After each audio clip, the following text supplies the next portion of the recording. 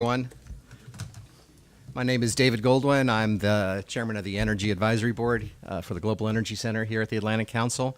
And on behalf of our Global Energy Center and the Adrian Arsh Latin America Center, I want to welcome all of you to this roundtable on Central American natural gas. It's really an honor for us to partner with our colleagues from the Energy and Natural Resources Bureau at the State Department, Acting Special Envoy John McCarrick. And here at the Atlantic Council, we do a lot of work on the intersection of energy and national security. I think we recognize energy security is important for competitiveness. It's important for national autonomy and for sustainability around the world. And so we are really quite privileged to have such an illustrious grouping. I want to recognize and thank the honorable ministers, His Excellency Victor Urrutia, the Secretary of Energy from Panama, His Excellency Luis Reyes, the Executive Secretary of the National Energy Council from El Salvador, His Excellency Carlos Obregon, Chief Executive Officer for the ICE Group, the Costa Rican and also the Costa Rican Electricity Institute, His Excellency Roberto Rodonez, the Minister of Energy from Honduras, His Excellency Luis Chang, the Minister of Energy and Mines from Guatemala, His Excellency Daniel Gutierrez, who's the Ambassador from Belize to the United States, Ms. Rosanette Barrios Beltran, who's head of the Industrial Transformation Policy Unit from CENER, from the Secretary of Energy at Mexico, and Mr. Rodolfo Lopez, who's the National System Operator and Electricity Market Director from Enatrel in Nicaragua. And we also have senior representatives here from many U.S. government agencies. We spent a lot of time on natural gas here at the Atlantic Council, and that's because we have seen it play a really rising and critical role in energy systems. We have seen it become a baseload fuel for power generation. We've seen it as a building block for decarbonization. We have seen it grow as a backup fuel, particularly in South America, for renewable energy. And we've published a great deal from our scholars on the ways countries have made this energy transition. I think most critically for Central America, the challenges that countries have: how do they finance projects? How do they create a system where private companies want to invest? How do they aggregate small markets in a way that will attract investment? How do they make gas affordable versus other fuels, which may be higher carbon but are more expensive? And so we're hoping to share some of those lessons learned today. There definitely are lessons learned from Europe in the way they have done their gas market integration. There are lessons from South America, which is now looking at changing a lot of their market design in a way to help move from government-financed LNG import terminals to private sector-financed import terminals. And then we've looked a lot at what's been done in South Asia and in East Asia as well. My own work has focused on Mexico's energy reforms and the ways that Central America and the Caribbean can accelerate their energy transitions. And as my good colleague John McCarrick will tell you, here at the Atlantic Council, we specialize in giving unsolicited advice to our friends in government. So I think it's important to know that we recognize this is a critical issue for Central America. Electricity demand is expected to triple by 2030, requiring almost 11,000 megawatts of new capacity. That's a lot of electricity. Power prices in Central America are higher than they are in the United States, higher than they are in South America. That's a huge drag on the region's economies, and one which can be avoided. And the use of a high-cost, high-carbon fuel, mostly fuel oil, which I think is 40% of the energy mix, is a drag on the region's economies. There's also a very high level of use of traditional biomass, and that obviously has health and other issues. So the key problems to be resolved are access to financing, addressing the small size of the markets, finding ways to introduce digital technologies which can create greater efficiencies, like smart grid, to reform the transmission and distribution sector, because you've got to fix electricity and make electricity affordable in order for natural gas to be a feedstock and to be compensated. We're going to talk a little bit after the ministers speak from the private sector about the way the LNG market is changing. It's changing in ways that are important for Central America, as you have more of a spot market and you have delinkage from oil pricing. The terms for LNG contracts is growing shorter. The volumes are growing smaller, and that means it's less of a credit burden on those who seek to buy it. Destination clauses are being removed. That allows buyers of LNG to hedge their risk by knowing they can resell those cargoes if they don't need to use them. And the growth of U.S. shale has made gas more affordable, and the enormous growth in U.S. LNG export capacity is also allowing the U.S. to be a low-cost supplier to our neighbors. We recognize the progress that's been made in the region as well. Representatives here from the regional energy market. Regional integration has begun in Central America, and so you've seen some of the challenges and also some of the benefits of working through CPAC and the mayor. New LNG projects are underway in Panama and El Salvador, and they're under consideration in other countries, and we will hopefully hear from the project developers. As renewable energy grows and gas plays a backup role, we can find ways to use gas as a backup, but there are challenges for regulators, which is how do you write the dispatch rules in a way that creates certainty that the LNG and the gas-fired generator will be compensated for the electricity they generate. So all of those challenges and those opportunities are the reason why we're here. We are going to today talk about what these opportunities are. We'll hear from ministers about the developments in each of their sectors, what they are doing, the projects they have underway, the projects they hope to have underway, and a word also about how they are creating an investable framework in their country. We will hear from industry, as I mentioned, both LNG suppliers, technology suppliers, and project developers, because we want them to say, not in a country-specific way, but more generally, what does it take to invest in Central America? What would you look for? What conditions would you look for? And we should talk about regional integration, because the markets are small and there are benefits to aggregation, but ways that you can develop your own projects and have aggregation as well. And we have both developers here, but also experts in the natural gas sector who can talk about that. A lot of lessons have been learned from Europe and South Asia and East Asia about how to do this. A lot of these lessons are applicable for Central America, and so hopefully by having this exchange today, we will be able to provide some lessons learned, some opportunities, and some guidance for how things can benefit Central America. With that, let me turn the microphone over to my colleague, Special Envoy McCarrick.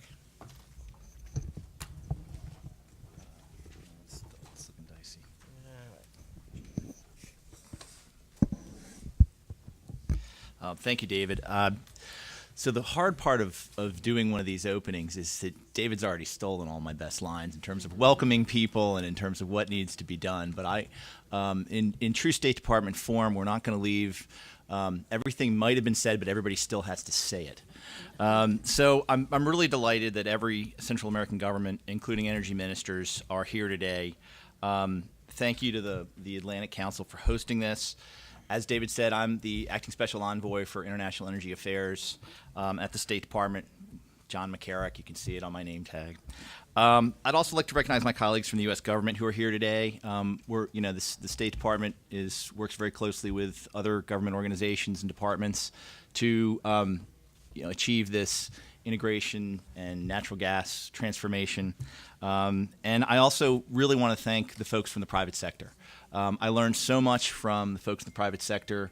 I really am appreciative of the types of folks that I meet through Fred's group, LNG Allies. They're invaluable to us in terms of making introductions and making sure that we're familiar with what's going on in the markets and their market updates.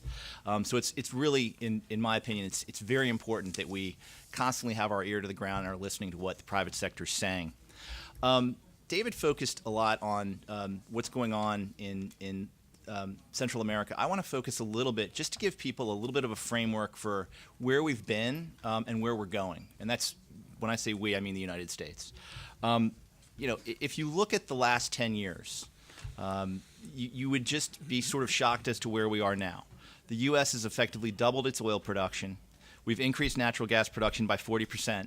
And we've gone from being a net importer of LNG, or natural gas, to a net exporter of natural gas. Today, we are producing 775 billion cubic meters of natural gas annually. And according to EIA, that will be nearly 1 trillion with a T, by 2025. That's tremendous. We've also become a very, very serious exporter. By 2020, we expect to be the third largest exporter, only behind Qatar and Australia. And the number of countries receiving these shipments is fairly substantial. It's over 25 countries, so it's a global footprint. And of course, I think most of you in this room probably know that U.S. LNG has reached Latin America and the Caribbean, with Mexico accounting for 18.5% of U.S. exports. This trend will only grow as 4 other U.S. LNG facilities are approved, and we have more building of the facilities in the Gulf. The great part about this is that it leads to much more liquidity in the market. We really believe that competitive and efficient gas markets strengthen not just the global energy security, but it helps to build stronger economies. And stronger economies typically means more political stability. So the State Department's role in this is seeing that we get the benefits of this energy revolution here in North America.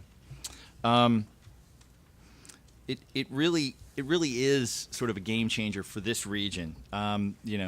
Since February 2016, 32% of our LNG exports. Whoop! I already read that one. Wait a second. My notes are off. Sorry about that.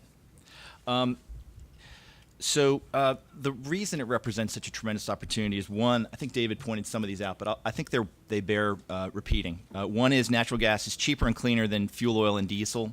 It lowers electricity costs and helps countries meet their climate targets and reduce air pollution. 2, it's more flexible than fuel oil and diesel and supports integration of variable wind and solar. It's easier to fire up. And 3, outside of the power sector, there are opportunities for natural gas to transform cooking fuels as well as industrial and transport sector needs, enhancing overall competitiveness. So you see, natural gas can play an important transformative role in Central America. It will diversify energy supplies, reduce dependency on, and at times, unreliable imported oil or diesel, and support Central America's clean energy goals. Given Central America's existing regional transmission line, CPAC, and electricity market, as well as Panama's and El Salvador's natural gas projects, natural gas can also deepen Central America's energy integration, including with North America. In small markets in particular, and for countries with limited fiscal space for capital-intensive energy infrastructure, we should consider where efficiencies can be made in existing CPAC and LNG infrastructure to further integration. All around the world, ENR encourages countries to enhance integration where it makes sense and to provide open access to natural gas and power infrastructure in order to promote electricity trade and utilize competition to drive down costs and promote growth. Again, we believe in markets. We think markets can actually do this job. And we're committed to do the same in Central America, developing natural gas markets to enhance prosperity and exploring opportunities to further deepen energy integration. This will be the focus of the meeting tomorrow, hosted by ID President Moreno, and is a priority for the U.S. strategy for Central America. Thank you, and I look forward to hearing from energy ministers and senior officials on your priorities, and to hear how natural gas is helping to meet your energy needs. Thanks, David. Thank you, John. Just a couple of housekeeping notes. Obviously, we have translation available, English on Channel 1 and Spanish on Channel 2. The event is being live streamed, and it will also be archived, so you'll be able to find a full recording of it if you want to share it with others on the Atlantic Council website, atlanticcouncil.org. And third, I just want to say a thank you to Faith Cornell from the Energy Resources Bureau, who has been in contact with all of you far more than me, for the inspiration and assistance in putting us on, and Gray Johnson from the Atlantic Council, who has been our producer for today's event and is still on the job. So with that, let me turn it over now to the ministerial panel. Each of the ministers will speak for 5 to 7 minutes. If you will, I will apologize in advance for our timekeepers who will hold up cards just to ensure that we stay on schedule, but we want to make sure we have time for dialogue. And let me ask the panel begin with Secretary Urrutia from Panama, please.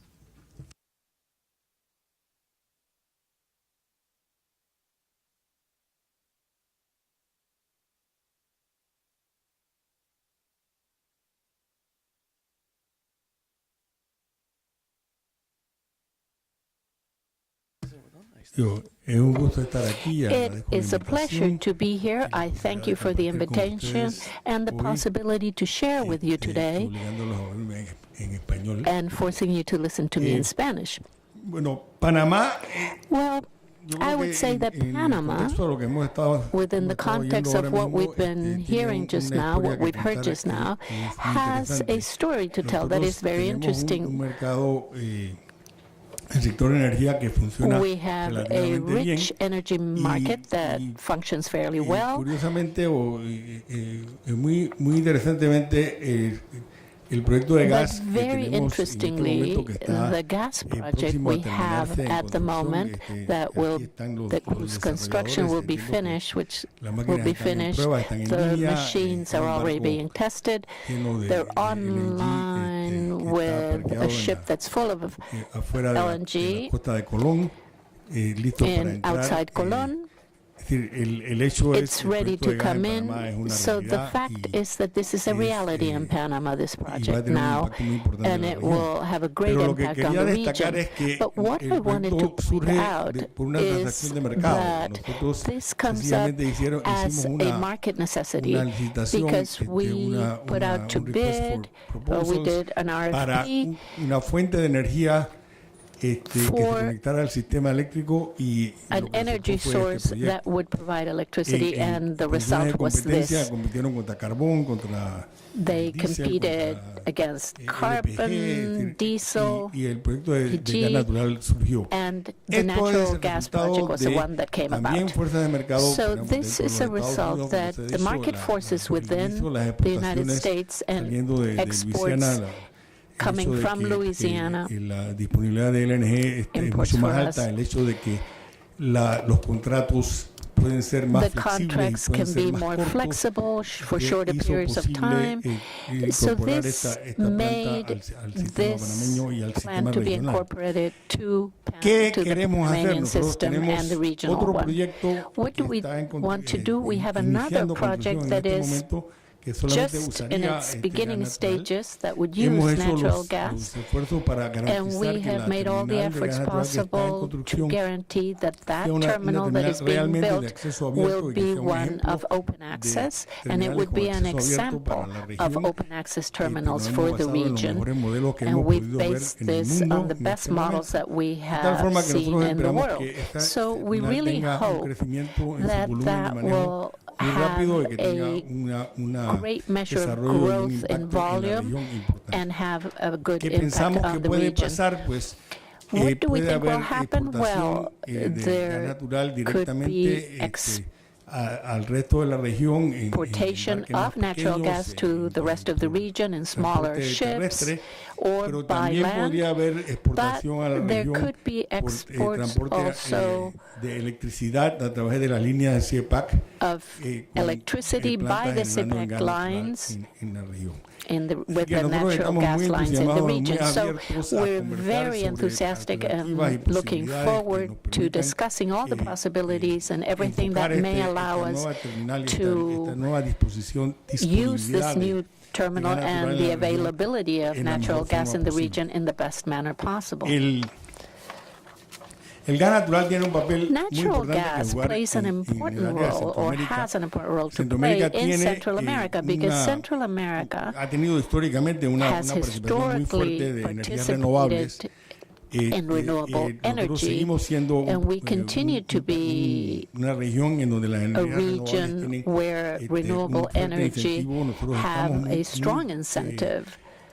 comprometidos en desarrollar energías And we are renovables, committed pero el gas to natural entonces develop entra como these quizás renewable una de las mejores opciones sources of energy. para But respaldo natural de gas esta is one of the generación, best options, I que think, obviamente to necesita use as respaldo backup por for sus this características generation intermitentes. because of its Una planta de gas intermittent natural es una planta characteristics. que So opera más a natural flexiblemente, gas que opera plant con operates more flexibly eficiencias and relativamente it's altas. more efficient. Entonces se acopla muy bien So it fits in very al hidro well tradicional que with tenemos the traditional models, y se acopla muy bien también a las of which energías we still emergentes have como quite a la bit, and eólica y la for solar, aeolic también and tienen, solar pues, energies, it necesidad can de also be respaldo. integrated with those Nosotros as pensamos que backup. el desarrollo So we de think, plantas we adicionales de gas believe natural en la región that es new una and additional certeza. natural Lo gas que estamos plants en este is momento something that will come asegurándonos about. y It's a buscando las certain, formas de que it's esto se almost a pueda hacer fact, and en we're el looking menor for the trauma way to posible, do que it tengamos with the los least amount of problems mecanismos de mercado, possible los mecanismos de and the best financiación para market que estas cosas se mechanisms puedan and hacer de financing una forma so that this can rápida be done y que, rapidly tengamos todos, podamos aprovecharnos de la and so that conveniencia we del gas can natural. all take De advantage tal forma of que, LNG. bueno, me están diciendo que estoy I'm being told that my time is up, but the fact is that on a day like today, we are looking for new opportunities to develop these markets, and we're here to listen and, if necessary, answer any questions you may have on this. Thank you very much. Thank you, Minister, for your excellent and well-timed remarks. Executive Secretary Reyes.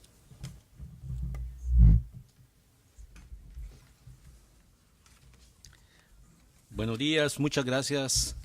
Good morning. Thank you very much to the Atlantic Council, the State Department, and the IDB for this invitation to participate on the CIEPAC subject as well as the natural gas discussion.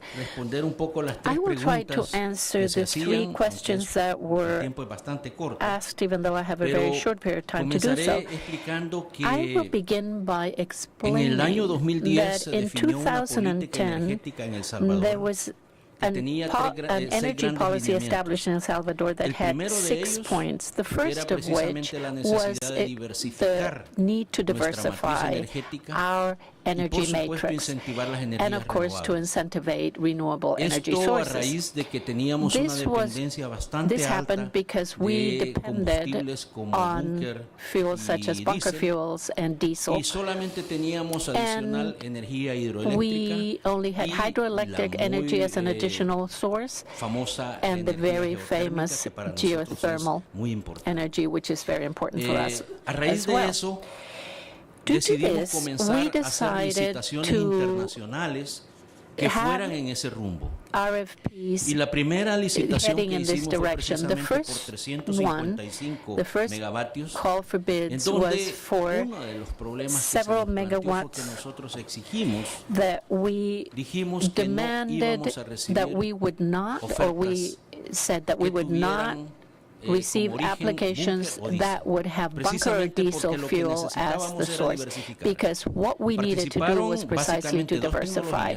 So it was carbon and natural gas that participated, coal and natural gas that participated. Gas natural licuado. And of course, it was LNG that won. Entonces se firmó en el 2013 un contrato in 2013, a contract was signed, que partía de que se iba a comenzar a generar la energía en el 2018. Sin embargo, han habido varios problemas, fundamentalmente de que no teníamos normativas y además Panamá tiene la gran ventaja de que en el canal conoce todo y todo lo tiene normado en el canal. En El Salvador no teníamos absolutamente nada. Y eso ha hecho que el proyecto se haya ido retrasando y actualmente la entrada está para el 2021. Este proyecto también ha sufrido algunos cambios, precisamente porque en tierra no se podía tener el storage ni tampoco la regasificación, de tal forma que en este momento el proyecto plantea el anclaje de un FSRU to be anchored offshore para el gas natural entre directamente a la planta de generación. Ahora bien, nosotros teníamos desde el año 2008 una ley general de gas natural. Sin embargo, no teníamos los reglamentos necesarios. Y fue así como en el año 2015 logramos aprobar un reglamento para la recepción, importación, exportación, almacenamiento, regasificación y autoconsumo de gas natural. Esta fue aprobada en el 2015 y precisamente tenía el objetivo de que cumpliera con todos los mecanismos, todos los procesos que esta planta de gas natural iba a utilizar. Sin embargo, nuestra visión es mucho más allá. Y precisamente por eso, el Banco Interamericano de Desarrollo nos apoyó durante todo el año 2017. Se contrató a un socio de dos empresas, ABS Consulting de Bolivia y Quantum SA de Argentina, quienes trabajaron con un grupo de técnicos salvadoreños y al final del año del 2017 precisamente se elaboraron los reglamentos para gas natural. Los reglamentos que se han elaborado y que están en proceso de consulta para ser aprobados son los siguientes. Como verán, tienen una visión de largo plazo. Tenemos un reglamento especial de transporte terrestre de gas natural en módulos contenedores de GNC, gas comprimido, y en contenedores ISO intermodales. Esto es precisamente para permitir el transporte de gas natural. El segundo es un reglamento especial de construcción y operación de estaciones de servicio de gas natural vehicular. Es decir, estamos normando ya cómo se va a utilizar y cómo se van a construir y cómo se van a transformar los vehículos con combustible de gas natural.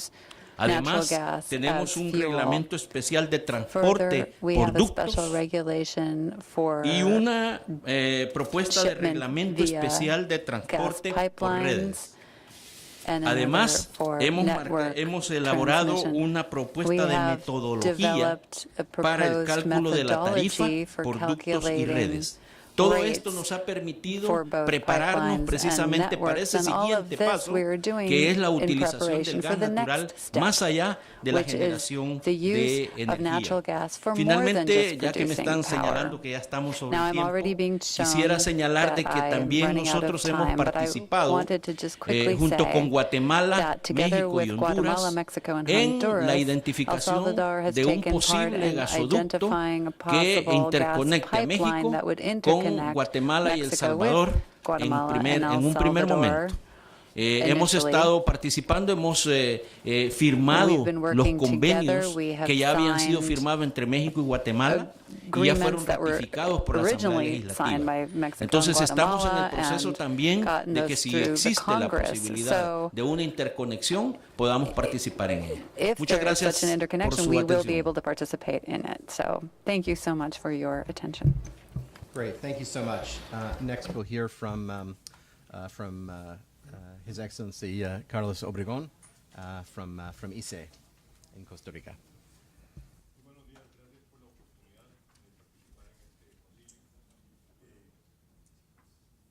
Okay. Muy buenos días, muchas gracias. Good morning. Thank you very much. I appreciate the opportunity to be able to engage in discussions with this very important forum. Developments in Costa Rica have followed a different path than elsewhere. So I'd like to tell you about that. Since 1984, Costa Rica has focused on hydropower combined with fossil fuels, but always seeing fossil fuels as a backup for the system. ICE is a state-owned company that is tasked with ensuring that power demand is met. So we deal with production and transmission. Government policy has been carbon neutral. So over time we've been combining the use of dam-based hydropower plants along with wind power. Now we're incorporating solar power and biomass generated power, which has been able to cover nearly 100% of clean fuel generation. So our process has been quite different. We've been focused on renewables and we're looking to the future. We're going to continue to be using dams that will enable us to continue with hydropower, but we need to explore the combination of hydropower with natural gas for the future. Now, importing natural gas would entail high costs. and that has been a hurdle. But if it's available in Central America, then we could use natural gas as a backup instead of petroleum as a backup. But our general approach has been to use natural, renewable sources so that we can have clean electricity. Now, as for transportation, laws are moving towards an electrification of transport as well. So we are creating a system of power stations throughout the country so that consumers will have the confidence that they can buy electric vehicles and know that the government is supporting such a network. Now, as to natural gas, Costa Rica does not have, has not issued authorizations for natural gas exploration in the country as yet. But it could be possible to have natural gas-based power plants, or once prices are low enough, we could connect with a Central American system once it turns out that local production is more expensive than that gas option. The power sector is changing a great deal at this time. These changes are relatively recent. So in order to have distributed generation compatible with our energy, and we don't want to substitute dirty energy for clean energy, we need to focus on that. So the rules of the game are a bit different in Costa Rica, and changes will have to be gradual in terms of the country's installed capacity. We do have 99.4% electricity coverage in the country. The important thing here is we are studying the possibility of incorporating natural gas, and we need to find out what the most favorable options are, whether we want to use a combination of hydropower, geothermal, and natural gas. It's certainly being explored, but we are hoping to be completely carbon neutral within just a few years.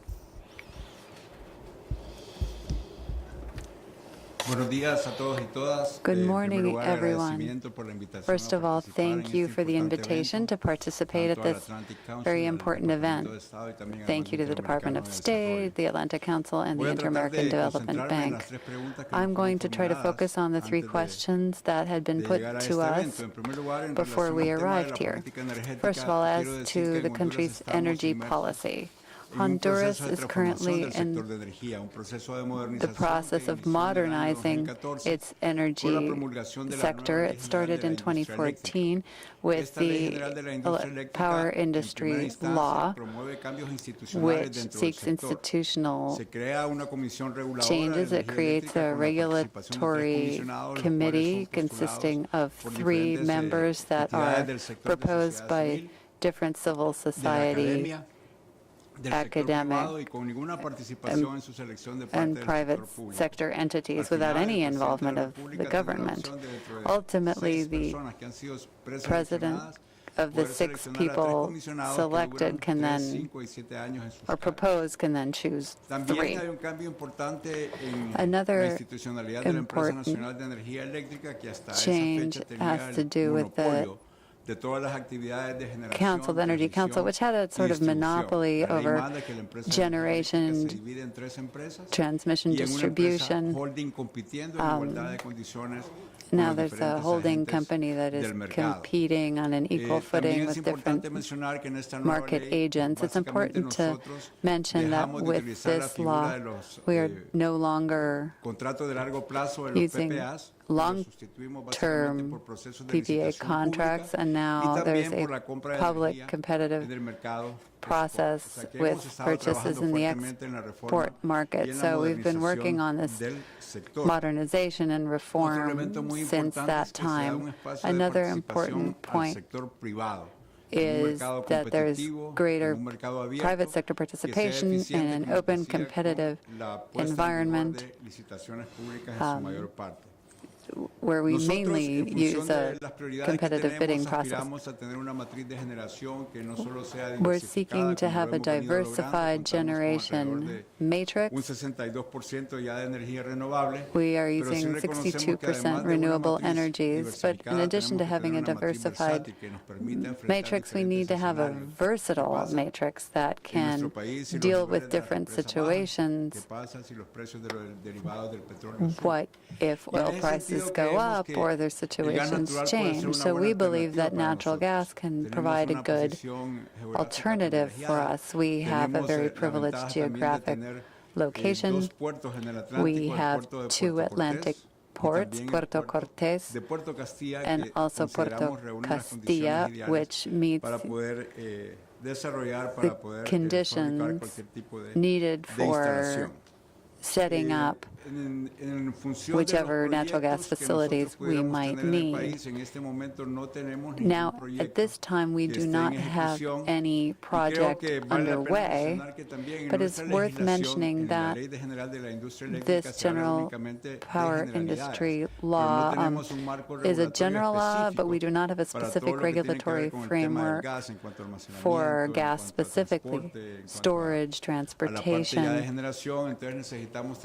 and power generation, so we are going to have to focus on that. There have been many expressions of interest, parties wanting to bring gas in.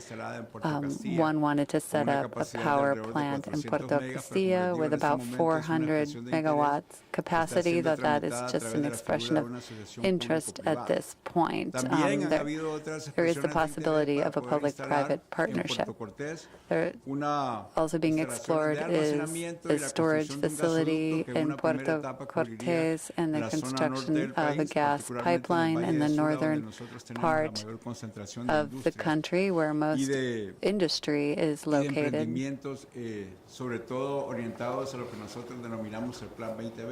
And this would fit with our 2020 long-term development plan. Natural gas could be a good option for us, again, for diversifying the energy matrix, enabling us to have competitive prices in terms of electricity rates, but again, while it's consistent with the law, we need those regulations. All companies are welcome. We've already had several visit us. We are seeking to promote new investments in the sector as we provide the framework for that. Thank you. Great, thank you. I think if Minister Chang is here, there you are. Welcome. His Excellency Louis Chang, the Minister of Energy and Mines from Guatemala. Muy buenos días. Primero que nada, agradecer la invitación para poder expresar. Thank you, first of all, for inviting me to come here to discuss what's going on in the Guatemalan market. Voy a empezar básicamente en el 96, Guatemala. Let me go back to 1996 when Guatemala issued its general electricity law, which freed up the market for generation, distribution, transmission. Since that time, several things have happened. In 2009, periodo en el cual se preveía cierto nivel de resarcimiento o de acotación en la generación de energía. of declining generation, which led us to take a number of steps to permit $7 billion in investments, 5 of which were into renewables. It was at that time that there were 3 generation bids and 2 in transportation. We now have 70% renewables, biomass, biogas, hydropower, solar, wind, and geothermal. Básicamente, esta proyección que se ha realizado con base a 2 planes indicativos de generación y de transporte nos ha permitido modificar nuestra matriz de generación y tener una de las más diversas. En el año 2018 empezamos básicamente una nueva reformulación de los planes indicativos de generación y de transporte tomando en consideración a la ley de cambio climático. Plans in light of the climate change law. We are focusing on energy efficiency and greenhouse gas emission reductions, and 7 scenarios were laid out, one of them looking at natural gas combined with geothermal. We currently have a plan that runs from 2013 to 2027, where we want the mix to be 80% renewable, 20 non-renewable. We have a 350 megawatt plant and 3 interconnections, one towards Mexico, 1 to El Salvador, 1 to Honduras. We have been able to sell power not just within Central America, but also to Mexico. We are currently exporting in the spot market about 120 megawatts to Mexico, and we have exported similar amounts to the rest of the region. Guatemala has a privileged position. Recently, natural gas was found in the northern part of the country, which will enable us to install a 50-megawatt power plant with the potential to grow to 100 megawatts. And we would be able to serve our domestic market with that. Private sector engagement has been essential in shifting our energy matrix. This project in the north was meant to be a gas project or an oil project until natural gas was found. We're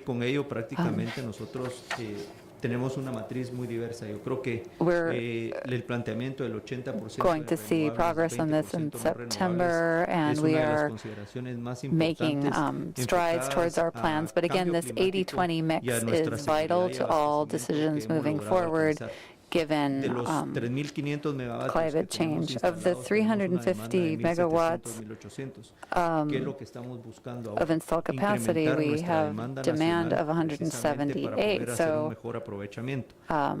we would like to see demand go up to make better use of our installed capacity.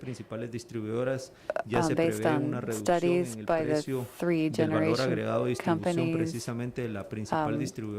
we've been looking at the value added of distribution.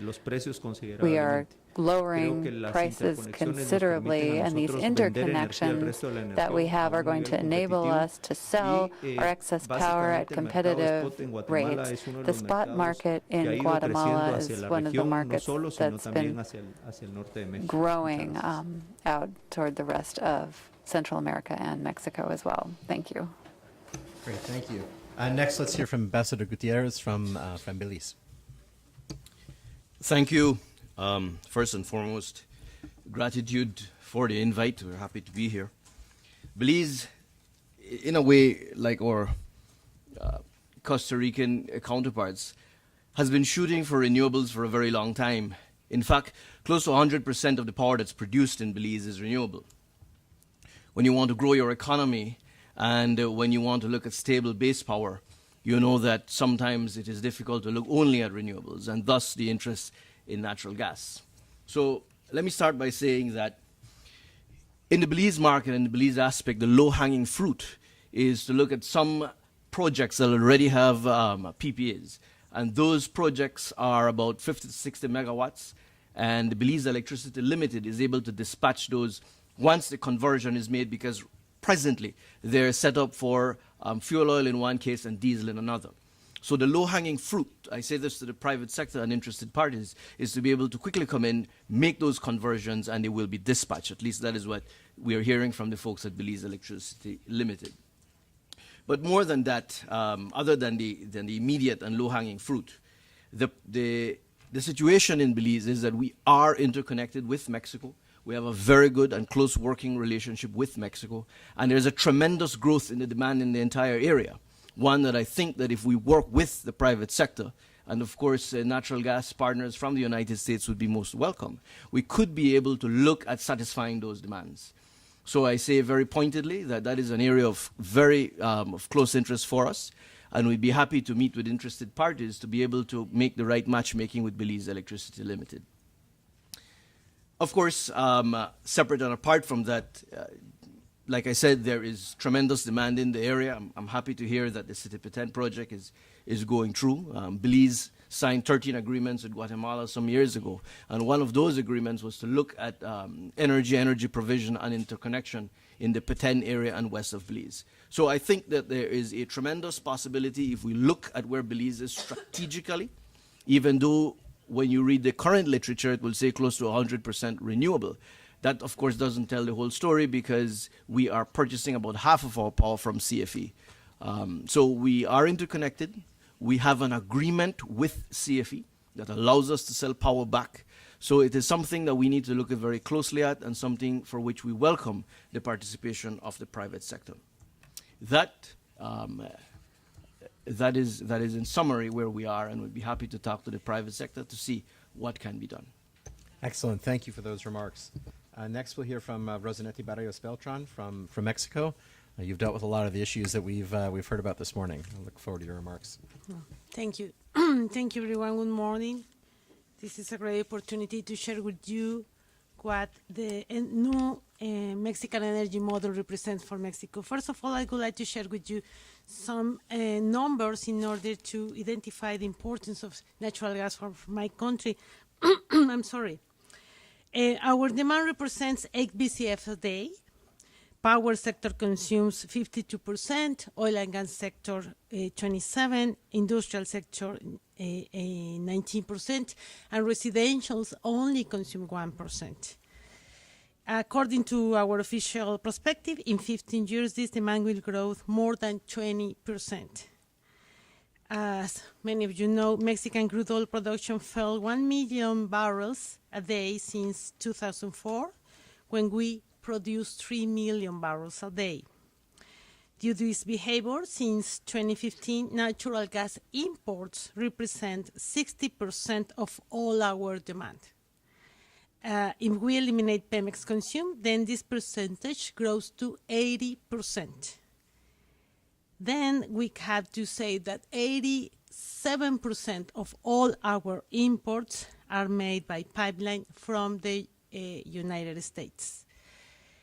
New Mexican energy model was designed to create energy security conditions. According to International Energy Agency, this concept means the uninterrupted. I'm sorry, I lost the definition. I'll tell you, yeah. The uninterrupted availability of energy sources and at an affordable price.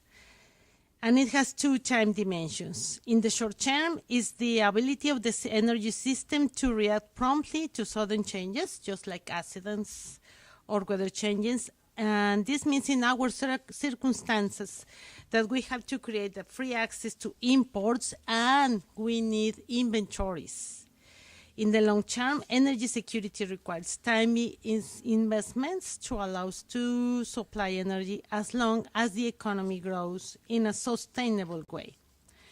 All these concepts are contained into New Mexican Energy Model, where the government is a regulator that creates incentives for market conditions and attract private capital, searching for efficiencies that will be reflected in the final price. Mexican natural gas market is already operating in our country. With the reform, an independent system operator was created, and all the pipelines that Pemex built before the reform were assigned to this new ISO. Last year, this ISO, Senagas, realized its first open season, and today the system is operating under firm contracts. There are 28 new traders with a permit grant by the energy regulator, and 3 of them are already importing directly from this country, besides Pemex and CFE. Hydrocarbons law established the obligation for open access to all pipelines and storage facility, and there is a particular obligation of use it or lose it for all the owners of the capacity, and integration between trading and transport is forbidden. All activities along natural gas value chain are regulated and require a permit grant by the energy regulator. And the newest public policy that SENER has granted is the public policy for natural gas storage that establishes an obligation for Senagas to create strategic inventories and to be the first on-the-ground storage facility. Senagas will build a strategic inventory of 45 BCFs that represents more or less 5 days of our current demand. In case of emergency, these inventories need the approval of the Energy Sector Coordination Council to be released and allows the country to take advantage of depleted reservoirs. Commercial inventories can be stored in the same infrastructure. The cost of these strategic inventories and the storage service will be included into the transport tariffs, and we believe that this will help us a lot in order to, again, create energy security conditions. There is an important issue that I want to add. First of all the pipelines that we developed during these administrations were or are being constructed under an anchor contract signed by CFE, which means somehow the state. And this new and very important facility, storage facility, will be developed under another anchor contract signed by a state company. But according to the new model, we expect that the whole new projects related to natural gas can be built, by merchant conditions. We don't believe and we expect that the government doesn't have to sign another anchor contract, given that we are trying to put on the table all the market conditions needed in order to find the financing that the new projects need in order to be operating very soon. And those are the main concepts that I can share with you, again, related to this important and maybe the most important reform that Mexico has taken in the last 100 years. Great. Thank you so much, Mexico, for your remarks. And our last government speaker will be Mr. Rodolfo Lopez from Nicaragua and from the National System Operator in Astral.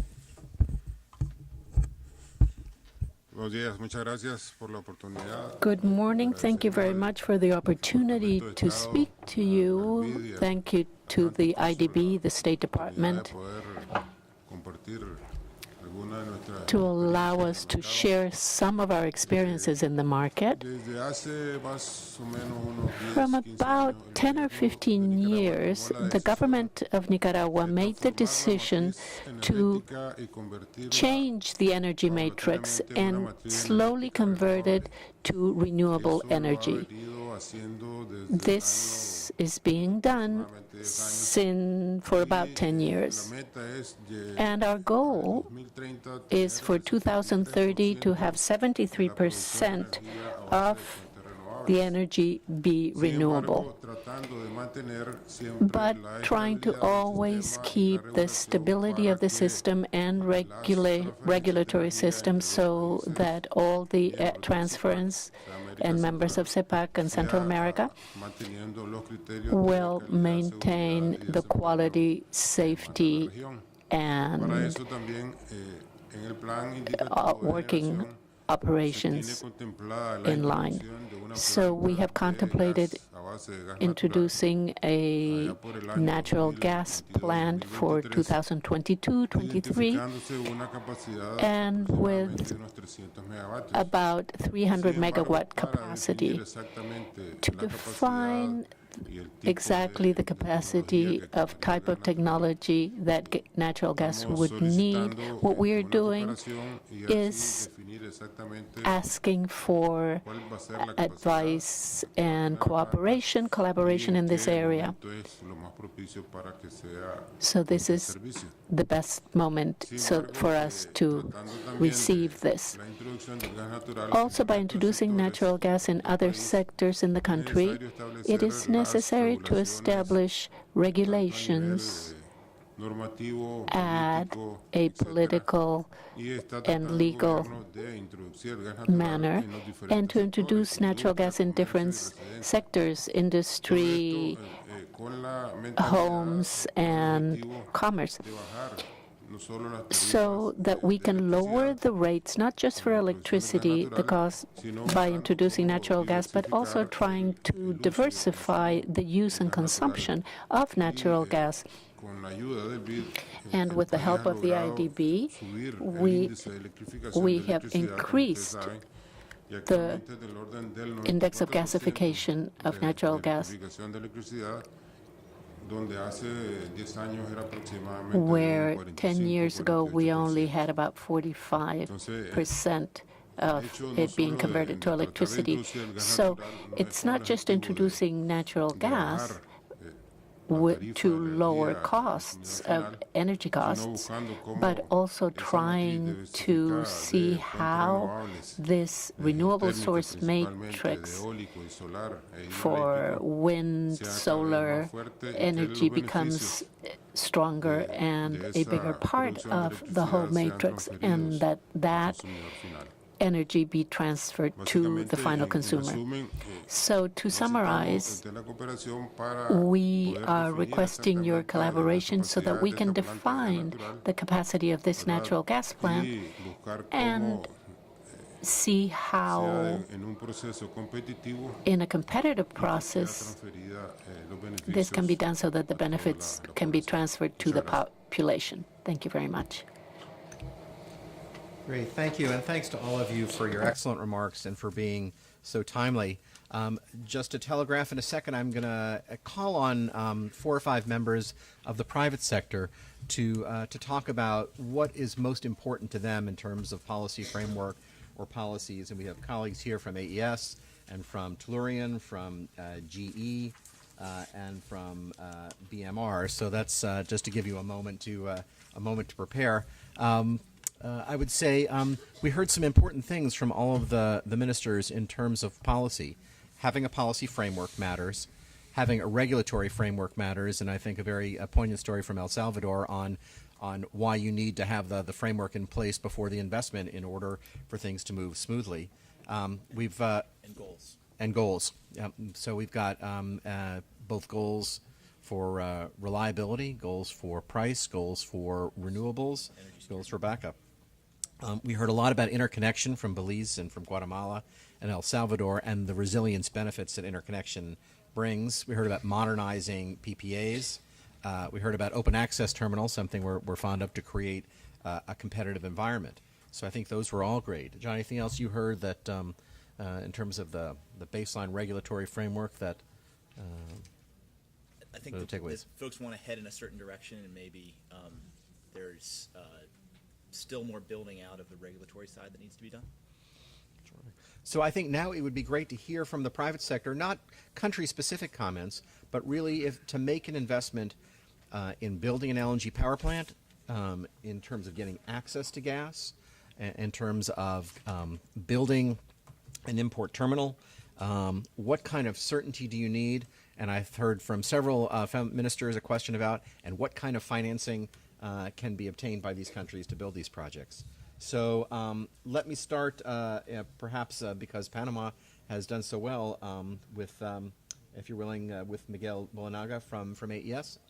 Can you offer us a couple of comments about what matters to you in making an investment?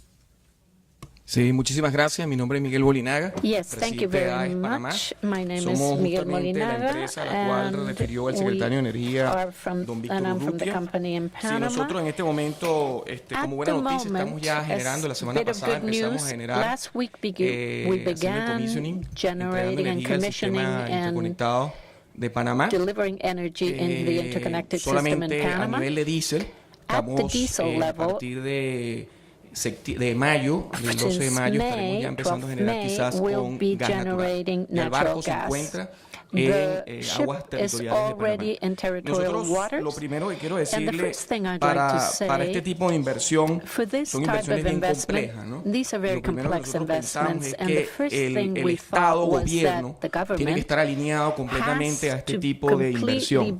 ¿A qué me refiero? Una inversión como esta que nosotros estamos haciendo, quizás para los otros países puedan tener sus dificultades o sus beneficios diferentes a los de Panamá. Yo estoy haciendo referencia a donde estamos nosotros en este momento trabajando. Estamos a la puerta del canal de Panamá, y por estar a la puerta del canal de Panamá hay una cantidad de regulaciones que se deben de cumplir.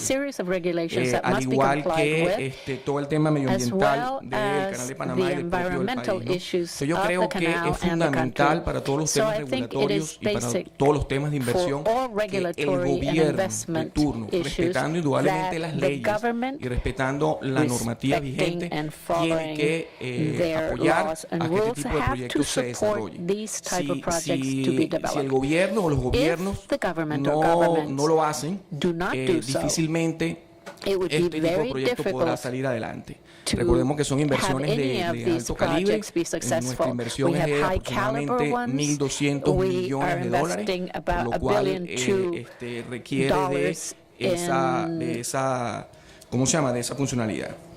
Otro punto que indudablemente les comento que lo hemos tenido del gobierno actual y del gobierno pasado, hemos tenido la facilidad de poder llevar a cabo adelante este tipo de inversión.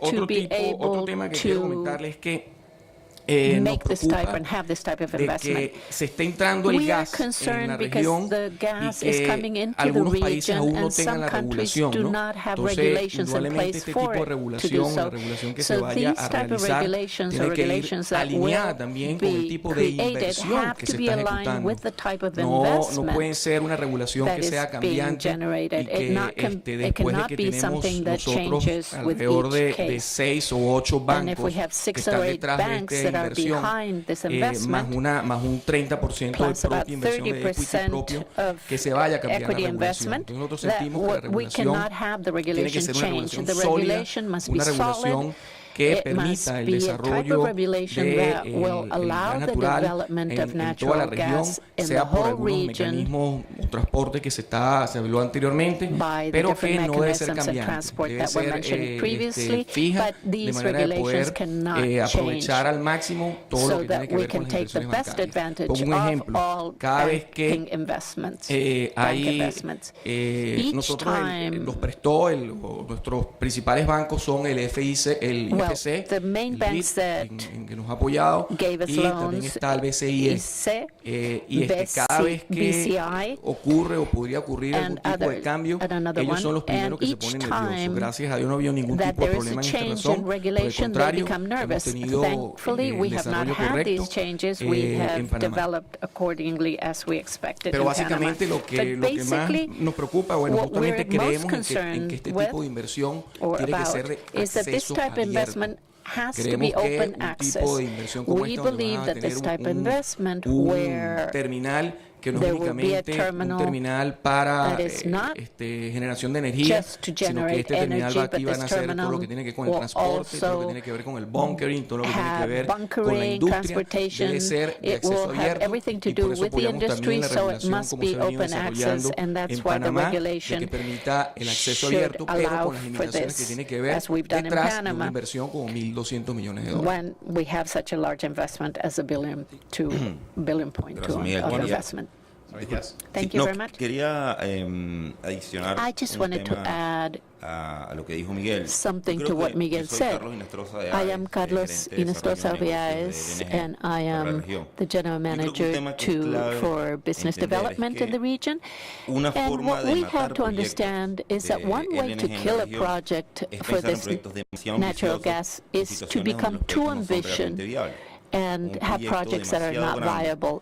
Too large a project in a country where you only have 400 or 500 megawatt plant will not work.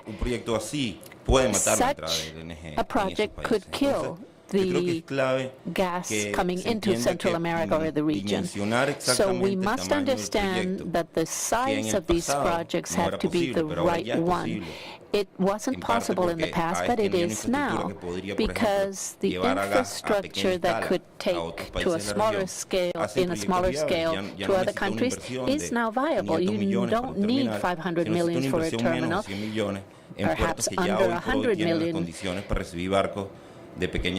for those ports that can get smaller ships in that don't require the same depth.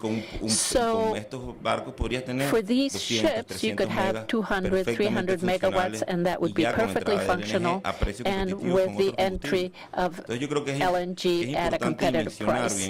So I think the important thing is to make the project the right size, not too large. And there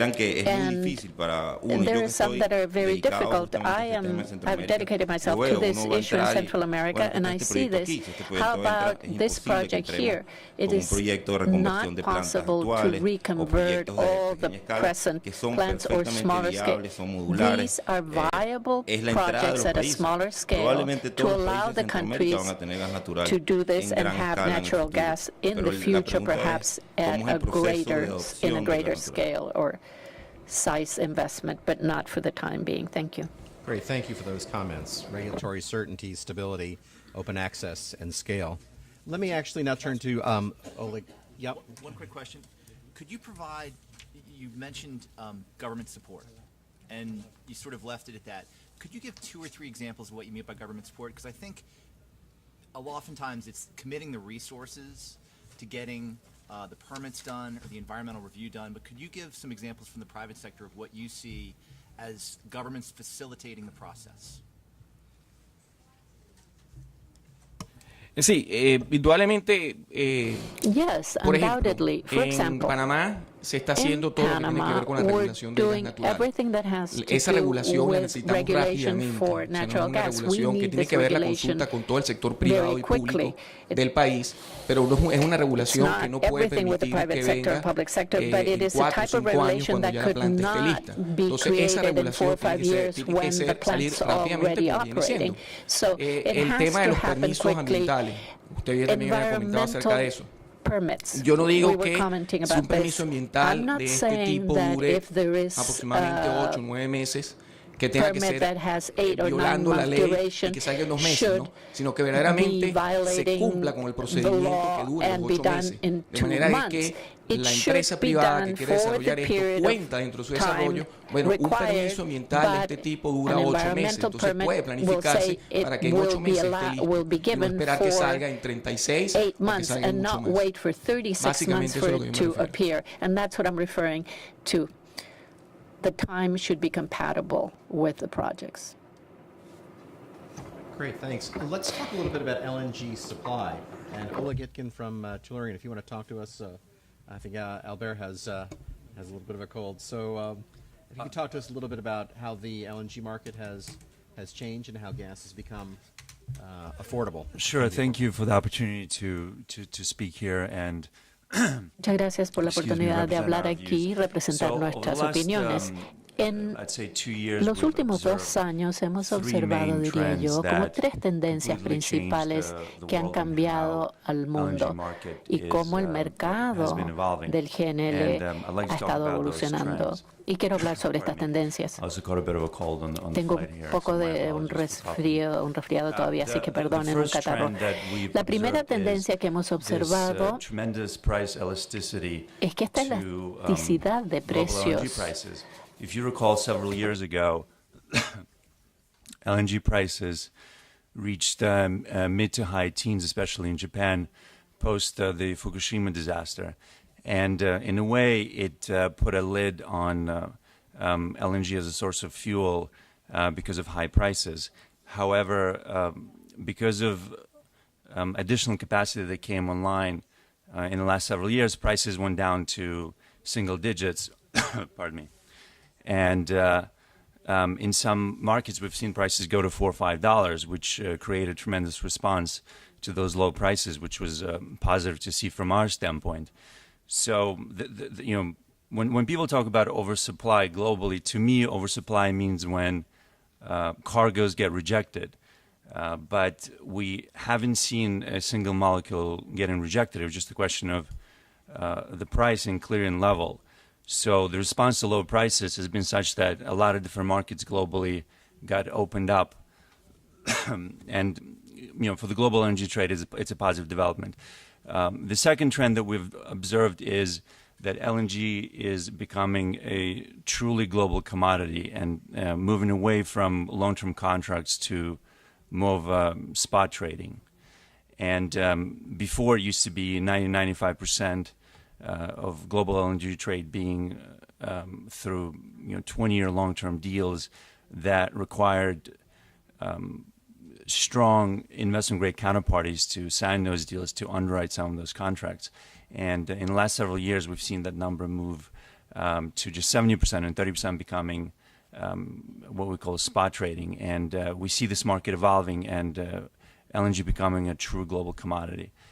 And a third trend that is just totally astonishing if you think about it is we went from thinking about the impact of LNG prices and LNG exports to our domestic gas prices to the environment where we absolutely have to export LNG to facilitate our oil production. Because in a lot of the basins around the states, gas is associated, and companies can flare gas into the air, and as such, they can continue developing their oil assets.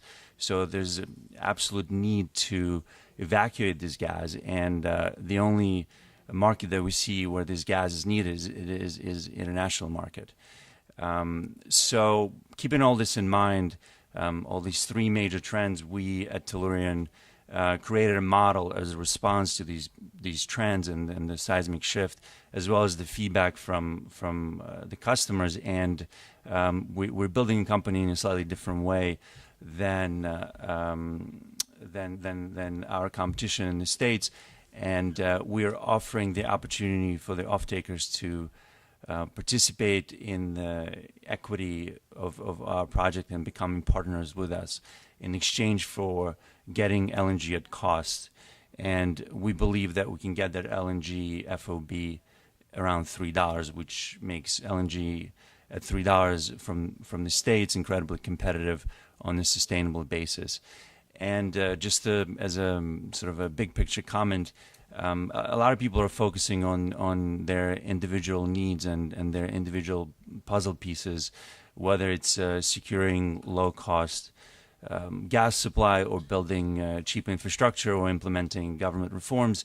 But I'd like to encourage people and esteemed government officials and representatives from multilateral development banks and the private sector to think about more of a global, holistic solution where we're connecting our molecules that we get out of the Permian Basin or the Haynesville Basin to the megawatt per hour around the world, including Central America. Great. Next, I want to turn to Karen Knudsen from Baker Hughes GE. Karen, you've seen the policy side of this, and you are now on the the technology side. We can get a microphone. Whoops, I don't think this one will reach. There we go. Thanks, David. So for those of you who don't know, Baker Hughes, when GE Oil and Gas merged with Baker Hughes, we became kind of a standalone but still a happy family member of the big GE. So we call it Big GE, and then we're Baker Hughes, comma, a GE company. It's a mouthful. But we're very happy to be here, and I think, as David mentioned, I do come from a policy background, so I have seen both sides of this. And one of the things that I hear repeatedly from some of my partners in industry, but also from the ministerial panel, is the importance of having a solid policy framework that promotes a specific energy platform. And I commend all of you for what you've done in that area, and it's refreshing as the policy geek to hear all of that. In particular, the regulatory certainty that you give and the clear direction that you give on the energy portfolio that you want to establish in your country. That, as Baker Hughes GE, that gives us something to shoot for. That gives us a plan to help you reach your goals. Looking at our big GE hat on top of that, we like to see how we can work with individual countries to see how we can help you reach all of that across our portfolio, our technology spectrum. I mean, with our renewables division, our electricity, and our power division, our oil and gas division, we like to try and work with the entire thing, and so we do like to see the scale. We like to see the large scale, but I loved the comment when you said the change that we've seen towards small scale. In particular, as of in the last 7 years, I think, looking towards some of the more small-scale individual projects. You can go in and do something concrete and discrete that reflects the policies that you all have established. That's very exciting for our company now, and that's a real shift that we've seen at GE. We look at a much more of the kind of the plug-and-play particular policies that we like. As someone else mentioned, financing is critical, right? So we have, these are big projects. If we had a workable U.S. Export-Import Bank, that would be fantastic. But instead, we're not going to let that stop us, and we're happy to work with other export-import banks around the globe and work with them in a way that makes sense, and also with different countries. This is a really important piece to get resolved up front from our perspective. From the get-go, we have, government affairs, our product leaders, and our financing team involved from every aspect of every project. LNG, it's a new day for everybody. When I worked in the Bush administration, I remember we're never going to have enough LNG, we're never going to have enough gas, we're going to run out. We were very wrong. So I'm happy to be in this situation, and I love to hear the future where we're headed and what we can do for our portfolios that we want to establish, the energy portfolios. So it's an exciting time for us, and we're happy to help. Great. Thanks, Karen. I want to turn next to Andrew Ravito, who's from BMR Energy, an actual project developer, to talk about the project developer's perspective on this. And then after that, I'll ask one of our energy consultancy experts, or maybe the think tanks, to offer a comment. But we're doing well on time, so then I want to come back to the ministers and ask you all if you have questions of the private sector. So rather than guessing what's on your minds, I'll come back to you in a minute. But let's, if people can hold their comments to 2-3 minutes, then as has been done so far, I think we can get in a lot more questions. So let me turn to Andrew Ravito next. Thank you, David. Thank you for having me here this morning. I guess I appreciate everybody's comments, particularly on the policy side. Policy is critical to getting a project developed, but from the project developer's perspective, we really can't wait. In many cases, we begin early. We want to get in early. We want to help be a part of creating the policy if we can, or at least directing the policy, directing what the best practices are in the region and internationally. So, part of our job now, we're in an early stage development, is to really help, get a coalition together to help support policy formation in a couple of countries in which we're working in. One of the things that, hasn't really been discussed is payment security, because most of the countries in Central America are non-investment grade. It's no surprise that the two projects that are going forward are in countries where there are privatized utilities. So at least there's some, regulation in place, and, nothing, the privatized utilities aren't going to put into their rate base anything that they can't support going forward. So the planning begins really from the load server up through the government, and then it gets approved. I think that's an important component here. So, it really requires work not only locally, but if there are best practices within the region, bringing those into play within other countries in order to bring this forward. I think there is a place for multiple receipt points for LNG within Central America. I think the current development of smaller cargoes is going to support the region. There's far too much LNG that's coming online over the next 5 to 10 years to only support cargoes going to Asia. They're going to have to be broken down into smaller shipments and support smaller markets in the Caribbean and in Central America, and that's what we're focused on. So it's an interesting development. It's interesting for us. And so, but we understand that a part of our process area is in sort of the kind of customary developer's role. RFP comes up, put a bid package together, bid it in, you win a PPA, develop a project, deliver. I think you have to take a step back, that you're really working to support, a large commitment for the country, in cases hundreds of millions of dollars per annum for a single project, and whether the country can support that. And if they're making that kind of investment in the facility and the component power project, what other expenses are they not going to be able to make? So it takes really kind of high level thinking, particularly in the early stages, in addition to sort of the customary role of the developer that we take. Great, thank you, Andrew. That's really helpful, and it really reminds me of a point. We had a panel here at the Atlantic Council with 3 South American regulators talking about the role of gas, and the Colombians said that the way they were moving from government-funded LNG import terminals to privately funded terminals was to have essentially the government guarantee a reliability payment to the utility for gas-fired generation, and that reliability payment to the gas-fired to the utility enabled them to finance a project for an LNG import terminal. And the way they could do that, given the base load of hydroelectricity and the volatility, is that payment security that Mr. Revito was talking about. Is the utility had payment security from the government, and therefore the utility could give payment security for the gas that it was going to buy, and therefore they were able to finance the project. So it was perhaps not unique, as we'll hear later on, but certainly payment security matters. I want to ask for our next comment. Is Michael Whalen from Berkeley Research Group there? Great. We have sort of some experts and expert consultancies, and then I just want to preview for Lisa Vasidi. Lisa, I saw you, so I know you're here. There you are. And think tanks as well. Some thoughts on this.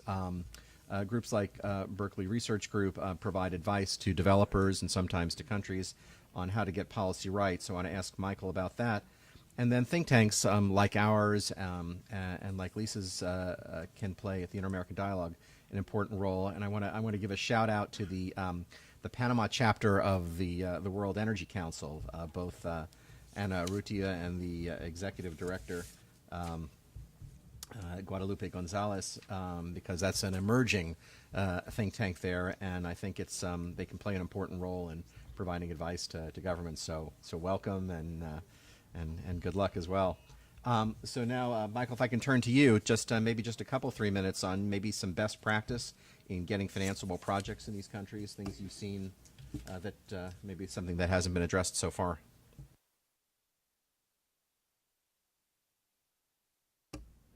I want to thank my former colleagues here from the Export-Import Bank and from OPEC. And as we were often to say when in discussions regarding conditions necessary to attract financial capital, I will just repeat what I think we've heard from the other speakers from the private market as well as from the government ministers, that the amount of investment that host nations put into transparency, predictability, and stability of the regulatory framework does yield incredible benefits in terms of creating strong conditions for investment for energy transformation projects such as these. I would note in listening to both the tremendous progress which has been made in Central American gas importation, and as well as the opportunities that exist, that the timing of this discussion is fantastic. We have a situation, as we described, in terms of the transformation that has gone from the United States being perceived gas short to gas long, and certainly a very robust and motivated supply market for natural gas has meant that there is a willingness to accommodate a higher diversity of different types of buyers and different types of buyer situations than there has been in the very recent past. And I would say that although we've seen some change in the directions from the world central banks, it is clear that we're still right now exist in capital markets that are fundamentally on risk, which means that this does provide an opportunity for those seeking to raise the capital for these very capital-intensive and expensive projects to engage in conversations with suppliers of capital at prices for risk associated with these, which are historically extremely attractive. So strike while the iron is hot. I would also say the other thing, which is a tremendous benefit in terms of timing for this conversation in Central America, is the continued emergence of infrastructure as a distinct and separate asset class, which of course has significant ramifications for, again, assuming the investment conditions with respect to transparency, predictability, and stability are in place, but represents enormous opportunities for the development of open access terminals and different types of infrastructure, which historically had always been looked as merely an adjunct to those upstream participants, suppliers who were trying to put more product into the marketplace. Which really brings us to Andy's point in terms of payment security. I would just make a couple of quick observations here. Obviously you have the situation in terms of the credit standing of the regional participants and how that is dealt with in terms of all of the levels of investment at each point in the supply chain. But I think the components that need to be thought about are the demonstrated essentiality of the infrastructure and of natural gas as a energy supply for the host nations. This is going to be something which is going to basically override or be a significant element in terms of the consideration. Natural gas as a optional fuel will obviously require other forms of support in order to be attractive to upstream investors. And the trend, again, from a timing perspective, the payment security issue is going to continue to evolve as we see greater and greater liquidity in the global natural gas markets. We heard the reference to 30% of the global trade being spot. The direction is clear in terms of how much flexibility and liquidity that we're going to continue to see in natural gas arrangements.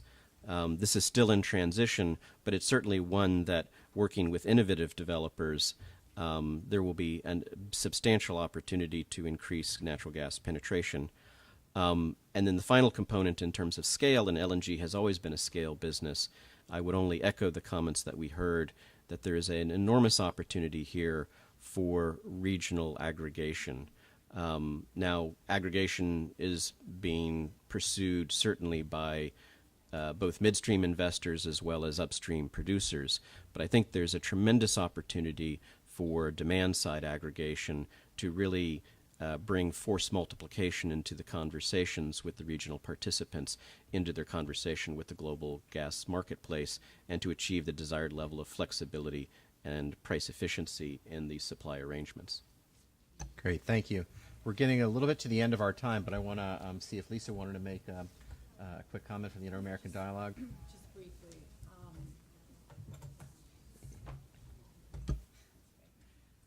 I think the other issue, I think that there's still questions.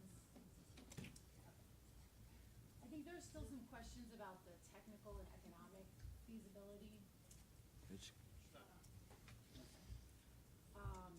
of building out more LNG infrastructure in Central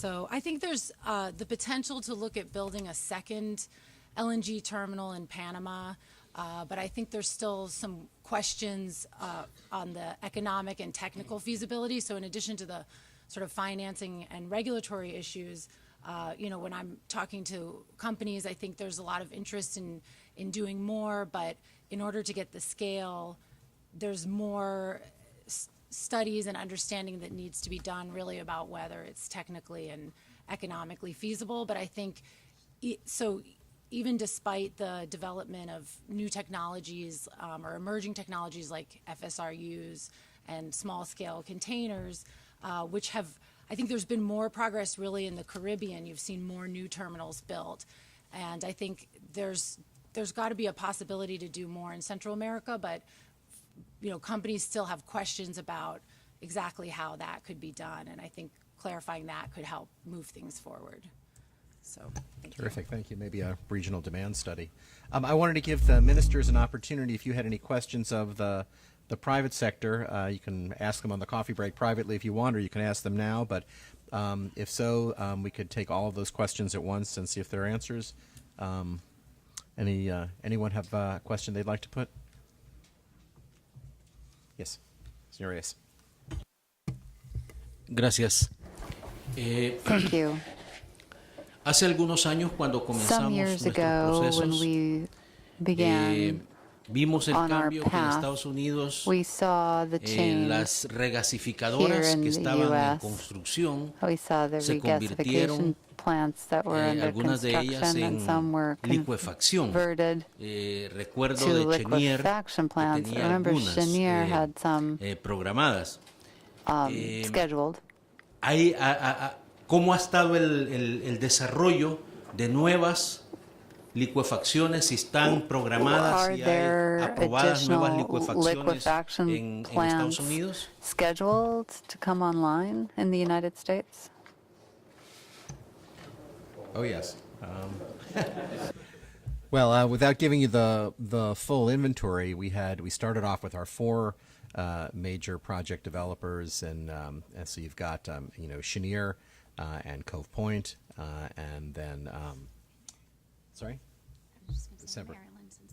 Yeah, Cove Point is in Maryland, and then 2 Cameron, so 2 large ones in the Gulf Coast. Some of those projects are now financing additional trains, so they're building out more of those. And then there is a long list of project developers that have been approved by our Federal Energy Regulatory Commission that are at various stages of either asking for their permits or under construction or waiting for their environmental clearances.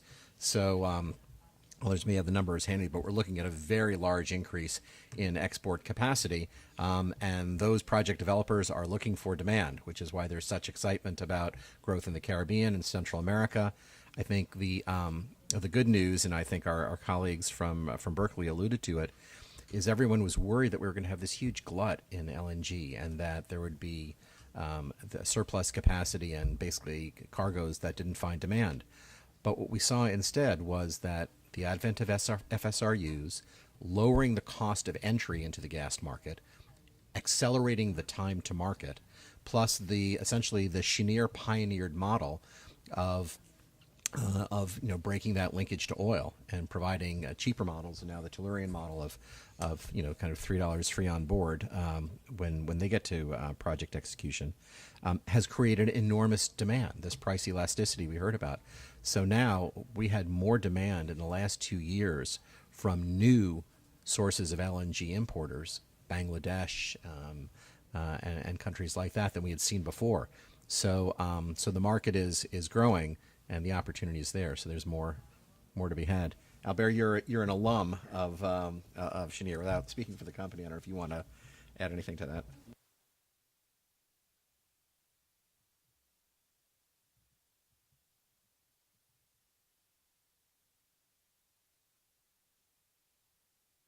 The microphone is not on, so the interpreter cannot hear.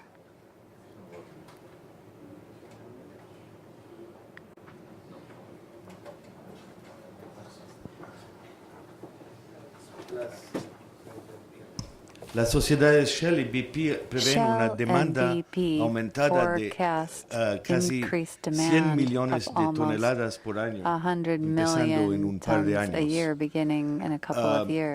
Pero y entonces el mercado americano es bastante flexible y puede aumentar su producción en visión de la demanda. El problema es el tiempo de desarrollo que requiere un proyecto de GNL.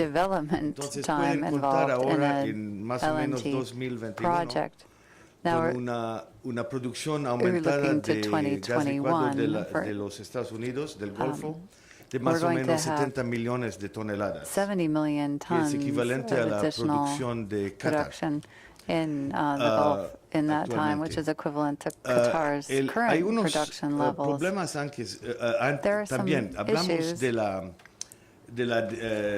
de los cargos de pequeña media escala. We've talked about small scale Sí, la región centroamericana, shipments. mesoamericana, Now, the Mesoamerican no puede region reunirse por hacer un proyecto del tamaño que discutía mi colega if it de can't AES, get together for a que project sería un of proyecto the size normalmente del lado previously mentioned oriental de Honduras, Guatemala, Nicaragua, eastern y side, tener Guatemala, gasoductos Honduras, y transmisión etc., eléctrica a los países vecinos, gas se están condenando a una connection system for power, que son de pequeña escala. then you're going to be Entonces, forced to stay si eso with es el caso, small scale purchases. Todas las compañías en el sector So if that's the están case, trabajando en eso.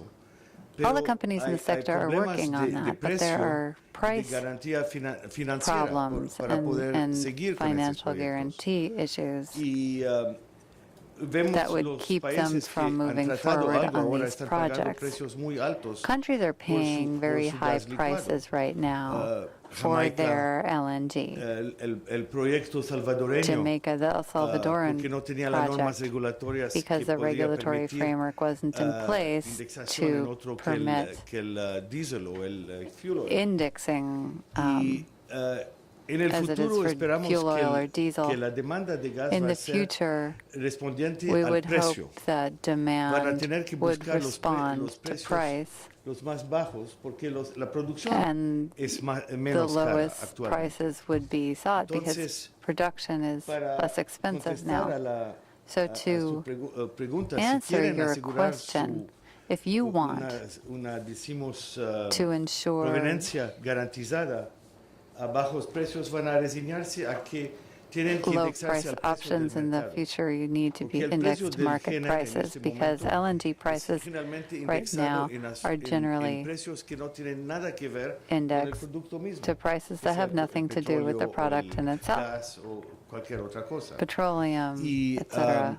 y tienen que buscar soluciones que dan un You have precio to seek por megawatt, solutions más bien que that have a price based on megawatts cantidad de gas licuado. instead of on the En el quantity caso de la pequeña of escala van a gas. tener que pensar en no On the buscar small contratos a scale, largo plazo, you pero más bien shouldn't look for contratos long-term indexados contracts, en el but contracts gas mismo, precios más bajos y at que lower pagan más prices bien for una gas, facilidad de reserva o de confirmación where there y que is dan la a flexibilidad de vender, de comprar o no comprar gas a confirmation and cualquier you have the momento ability determinado. to buy or not buy. Y eso se puede hacer, pero These types tiene of more que flexible ser contracts are un possible, contrato fijo que se va a respetar y basado en but el it precio del mercado. has to be a Eso ayudará a contract where superar el problema del prices will be financiamiento. respected, and that will help you overcome precio del the mercado puede financing pagar issue, También en el momento de liberación because you can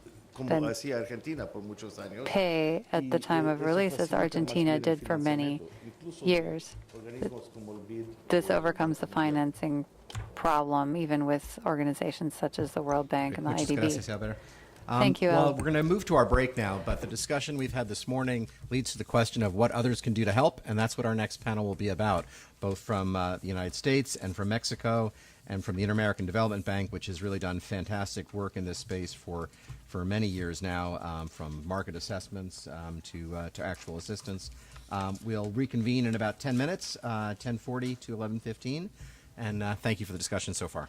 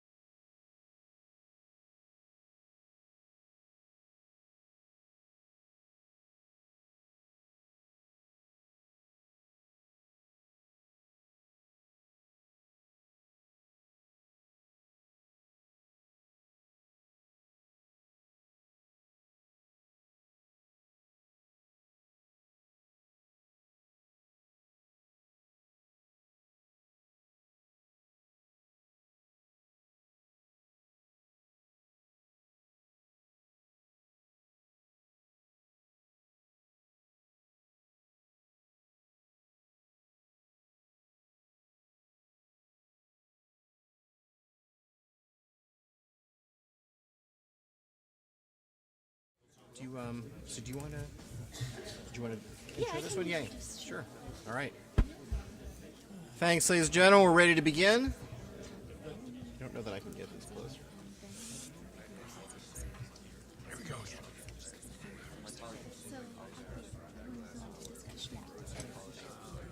Sure. Yeah, sure. All right. Put it off, my friend.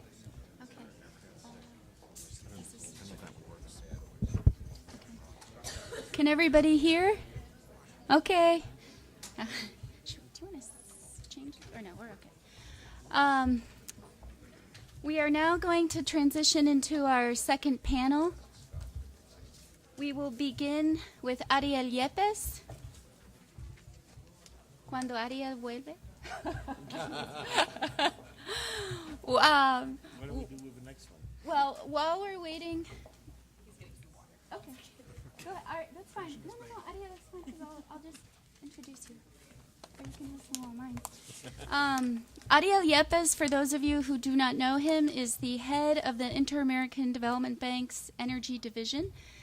This means he has a lot of responsibility for determining energy projects, energy financing, and technical cooperation for all of the Western Hemisphere. And as many of you know, the IDB is one of the most important institutions in the region's energy sectors. Before joining the IDB, Ariel worked for the World Bank and the government of Mexico. And as if this wasn't impressive enough, he has a PhD in economics from the University of Chicago.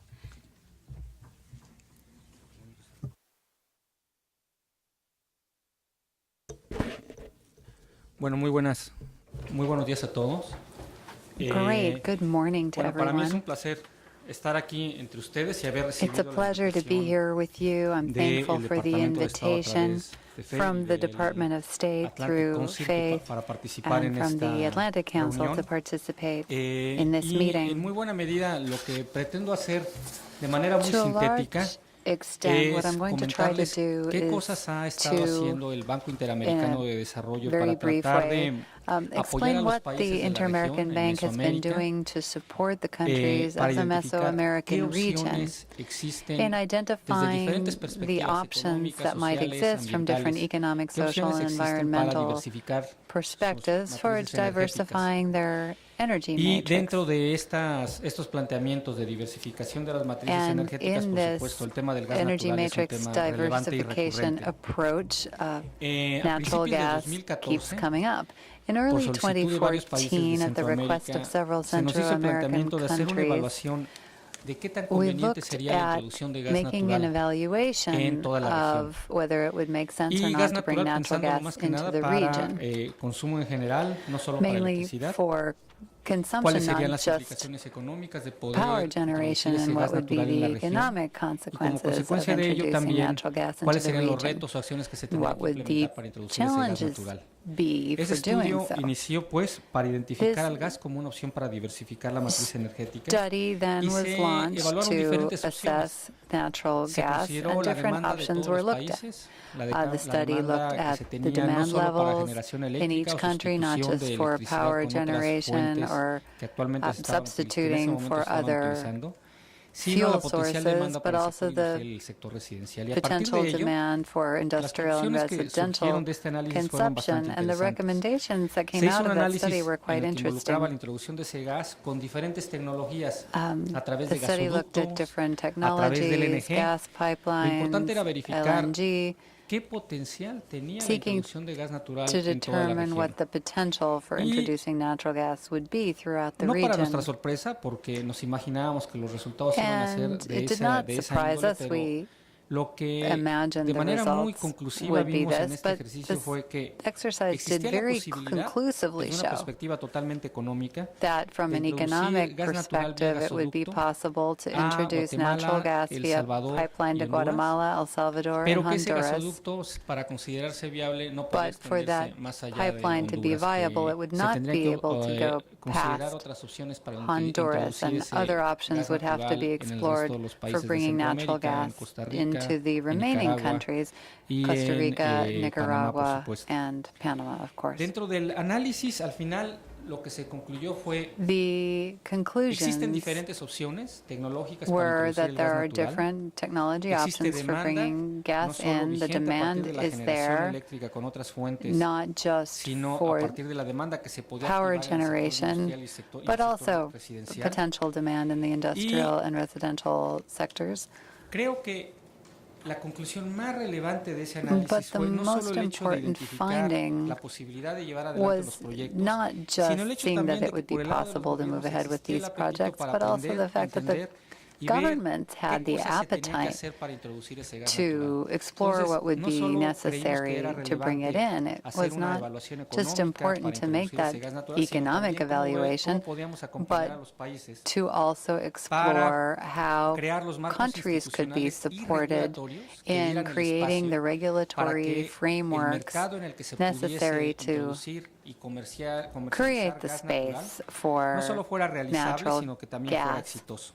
and for that to be successful. Nuestro análisis, lo que vimos fue In the study, que se necesitaba también un mayor nivel de detalle it en la was demanda o en la found profundidad that de la we demanda needed para los a tres further países breakdown of al demand for norte de the Centroamérica, para three Guatemala, Honduras y countries El in the Salvador. northern Y nos part, abocamos a la tarea de Guatemala, El hacer Salvador, ese análisis en mayor Honduras. detalle And so we did para revisar de nueva cuenta la posibilidad de introducir el gas natural dig con deeper there gasoducto to desde México explore o con una bringing planta it de LNG in via o varias a plantas de LNG. pipeline or through one or Y more el resultado LNG que tuvimos de terminals. la planta de la introducción de gas natural vía And gasoducto fue the interesante en el pipeline sentido de pensar que option, no solo that was existía la interesting posibilidad de tener la because not only molécula, was it sino que possible los precios podían ser lo to suficientemente bring it atractivos in, como but para the que tuviera una prices would be tasa de attractive rentabilidad enough razonable para to el sector make privado en el caso to de que se provide reasonable considerara, returns la for posibilidad the de private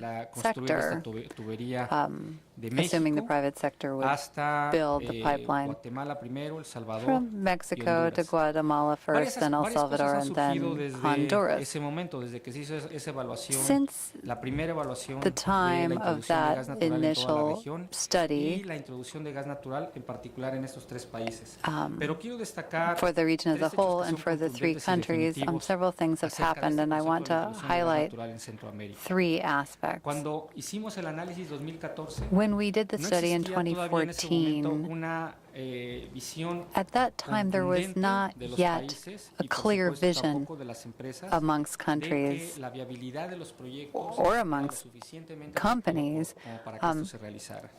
Y lo que vemos as to whether it would make es sense. que, y se ha comentado a lo largo de la And sesión now, de la 4 mañana, years later, es as we've que seen in this ya morning's hay bastante discussion, avance en el tema de la introducción de gas there's been a natural en lot la of región. progress on En el caso de introducing natural Panamá, gas into ese, the pues, bueno, region. ya está Panama en construcción, la planta de has introducción de gas, ya tiene a la planta para plant generar under electricidad. Ya construction, pronto, the power como decía plant Miguel hace un to momento, go with it, van a and as tener Miguel el said, primer cargamento de they're gas going to natural, have y their eso va a first marcar una gas diferencia, no solo shipment para Panamá very desde nuestra soon. perspectiva, sino para And toda la that región, en la is forma en la que se genera very electricidad, important, not just en for la forma Panama, en la but que for se the whole consume gas region. natural en It's going Panamá to y el resto de los change países de how Centroamérica. electricity is generated and how También, power is como consumed. comentaba el director Luis Reyes, en el caso de El Salvador, pues bueno, se adjudicó el contrato y van avanzando en la construcción de la planta, y en Honduras está haciéndose el análisis y nosotros vamos a estar ahí muy contentos de acompañarlos en todo lo que se requiera, tanto para hacer el análisis de una eventual planta de LNG, can be done in the analysis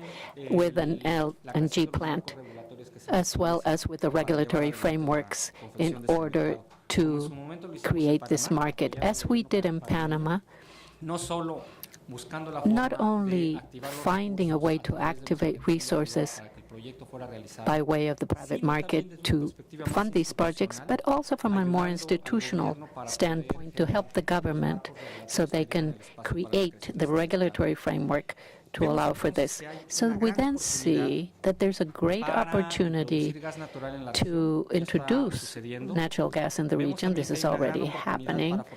And also to strengthen regulatory frameworks at an institutional level that will provide governments the ability to create these markets and the conditions so that the private sector might be interested in participating in the market.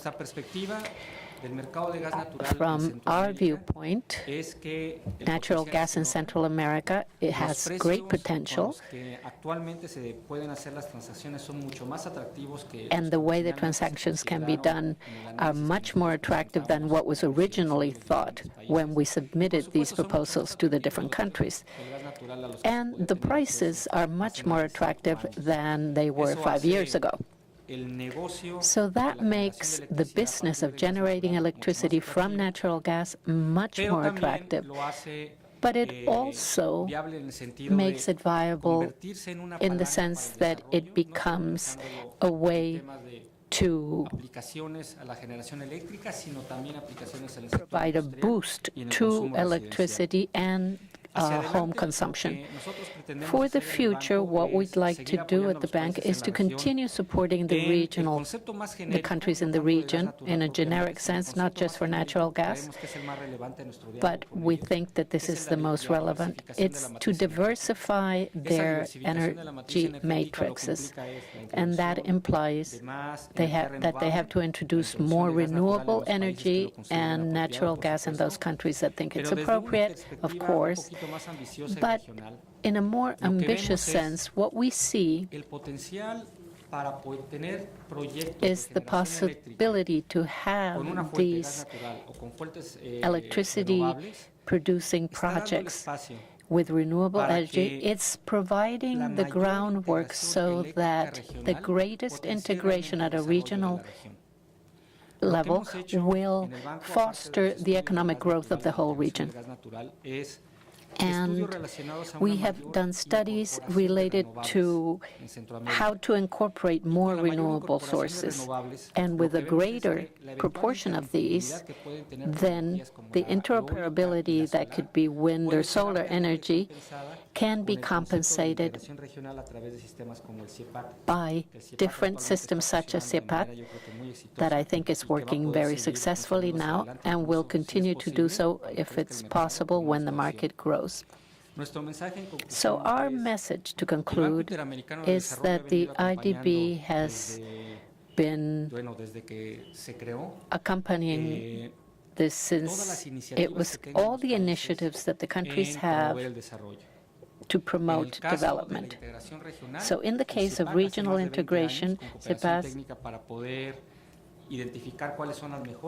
in order to identify the best options to develop energy in the sector, but specifically to broaden the sources available in Central America and to diversify the type of technologies that are being used, according to our studies for natural gas, and will continue to help these countries in the future with financing, and to create institutional capacity and regulatory capacity so that with different sources this can be done, and to have the legal regulatory guarantees that will allow for uncertainty to be lessened, and that there may be an appropriate balance between risk and return, so that it becomes attractive for the industry in Central America and everywhere. Thank you. Thank you very much, Ariel. From Acting Special Envoy John McCarrick, who joined the State Department's Energy Resources Bureau in July 2017. He is an attorney by training and prior advised institutional investors on the energy sector, and he is basically the Secretary of State's energy advisor. That's probably the easiest way to think of him, as well as the one who runs the Energy Resources Bureau, or the Acting Secretary of State. Thank you very much. Over to Acting Special Envoy McCarrick. Thank you, Faith. This has been a really excellent morning. It's a great group, and I think the conversation's been outstanding. The U.S. government has an enduring commitment to help Central America achieve their energy goals, because I think I mentioned earlier, energy underpins a lot of economics, and stable economics leads to stable political situations, and it's very important for us to have that in this region. The State Department's been supporting Central America and Mexican energy sector development for years, but obviously we don't do it alone. We have a number of partners in the U.S. government, and I would just like to point some of them out so you can see sort of the whole of government that the U.S. is putting into developing Central American energy sectors. The first is OPIC. I've got Will Thompson to my right here. And then we also have USTDA, who is represented here by Nathan Young. Nathan, are you? Thank you. And we also have Peter Greenwood. Thank you. Again, they help fund and move these things along. We also have AID here, who is represented by Peter Natiello. Is Peter? There you are. Good to see you. And what do you got? Oh, I apologize. OPIC VP. I'm sorry, Lynn. Yeah. I blew that one. No, That's what you when you try and change your speeches on the fly. Sometimes you get in a little bit of trouble. So my apologies, Lynn. Everybody knows I'm very mean. You don't look it. And of course the Ex-Im Bank. And we were also joined by colleagues from the Department of Energy. Kimberly Ballou is here, and the Department of Commerce, who's represented by Jorge Aguilera. So thank you all for joining me. But I think it's important for you all to see the number of government agencies that are involved in this effort here. And so I think, the program that I want to talk about briefly here is the program that we have, that the State Department has, ENR has, which is the Power Sector Program, the Global Power Sector Program, where we have worked both bilaterally and regionally to support Central American power sectors and its regional electricity market. The Power Sector Program is working in Guatemala, Honduras, Costa Rica, Panama, and Mexico, as well as with Central America's regional system operator and regional regulator, also represented here today. Since 2015, as I think everybody in this room knows, when I walked around to meet everybody, the one common denominator is Faith Corneal, who's been down there since 2015 and is based out of the embassy in Costa Rica. So she's really on the ground and living it every day. And obviously a huge driver, as I was told by a couple people, of the development down in Central America, the energy development down in Central America. And so I think, you see the commitment that we have to this. We've invited you here today to discuss how else we might collaborate. The U.S. and Mexican governments work together to enhance Central American prosperity and security in support of our strategy for Central America. We also support the Alliance for Prosperity, the reform initiative of the governments of El Salvador, Guatemala, and Honduras. Our two governments, with support from IDB, co-hosted the Conference on Prosperity and Security in Central America in June of 2017 in Miami. I was not there. I hadn't started yet. At the conference, governments and private companies discussed how we can work together, again, in a setting like this, to make Central America a more attractive investment opportunity and prosperous region. Since then, the U.S. and Mexican governments have also considered expanding collaboration, including in the energy sector. The Department of State's Bureau of Energy Resources and Mexico's Energy Secretariat, CENER, have agreed with that natural gas presents a timely opportunity, as we've all discussed here, to share our experiences with Central America. Given that some Central American countries, such as Panama and El Salvador, are more advanced in building natural gas markets, we invite them to share their experiences with the rest of the region. I'm very pleased to be here today to announce a new partnership where the U.S. and Mexican governments will invite all 7 Central American governments to participate in a series of natural gas workshop series.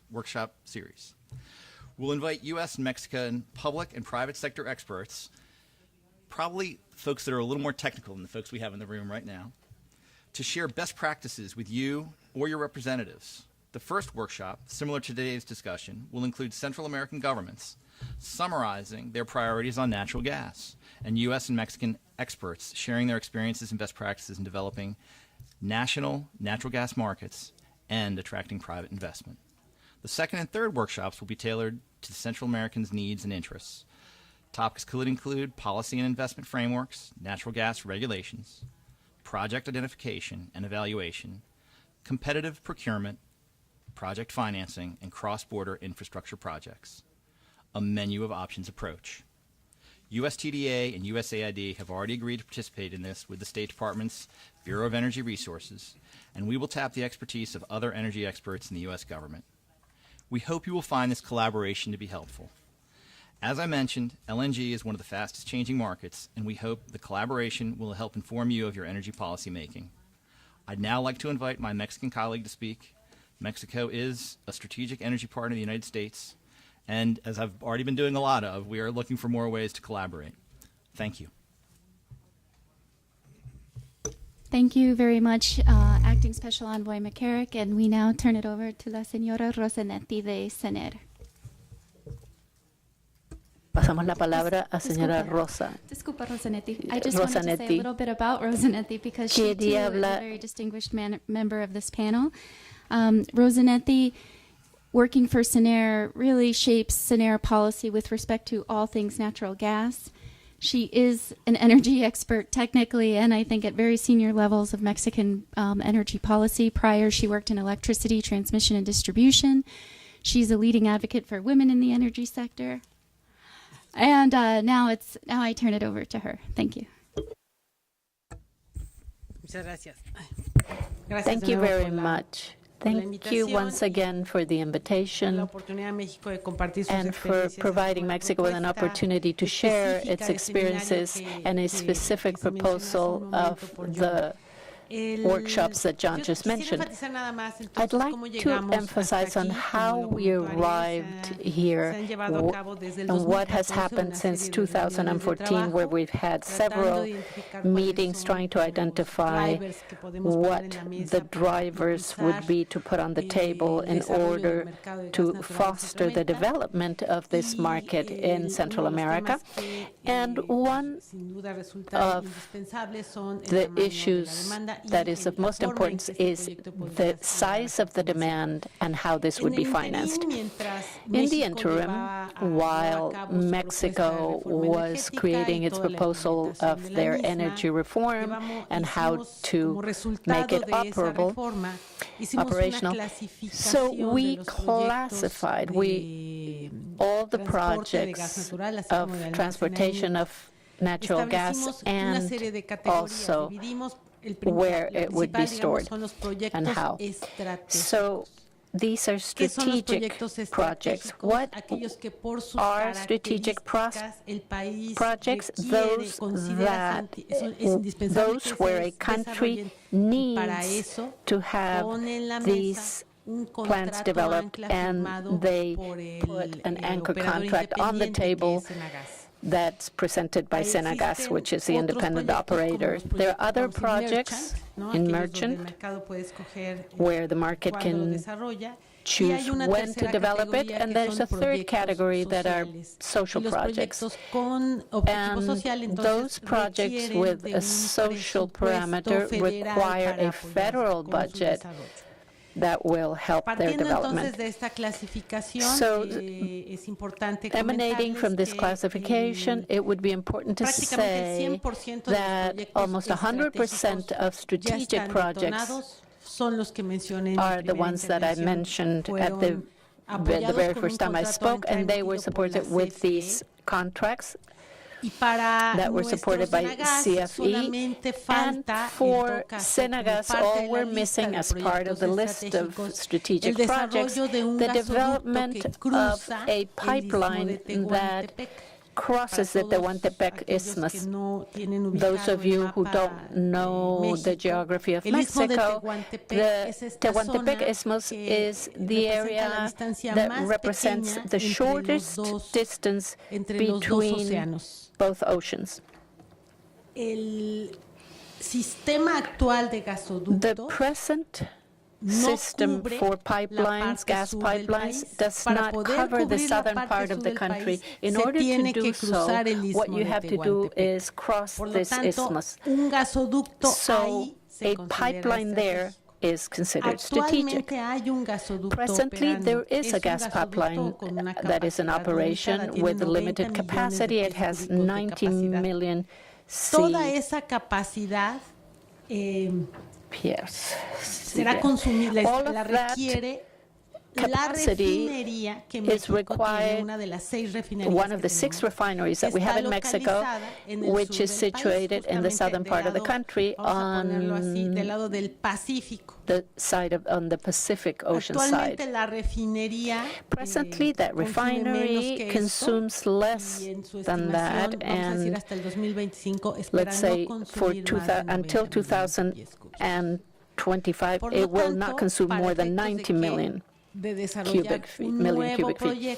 So in order to develop a new project, we need a new duct, a new pipeline that would eventually take care of a greater demand in the southern part of the country. So Senagas has already begun to do open season exercises, and they have not identified any additional demand at present.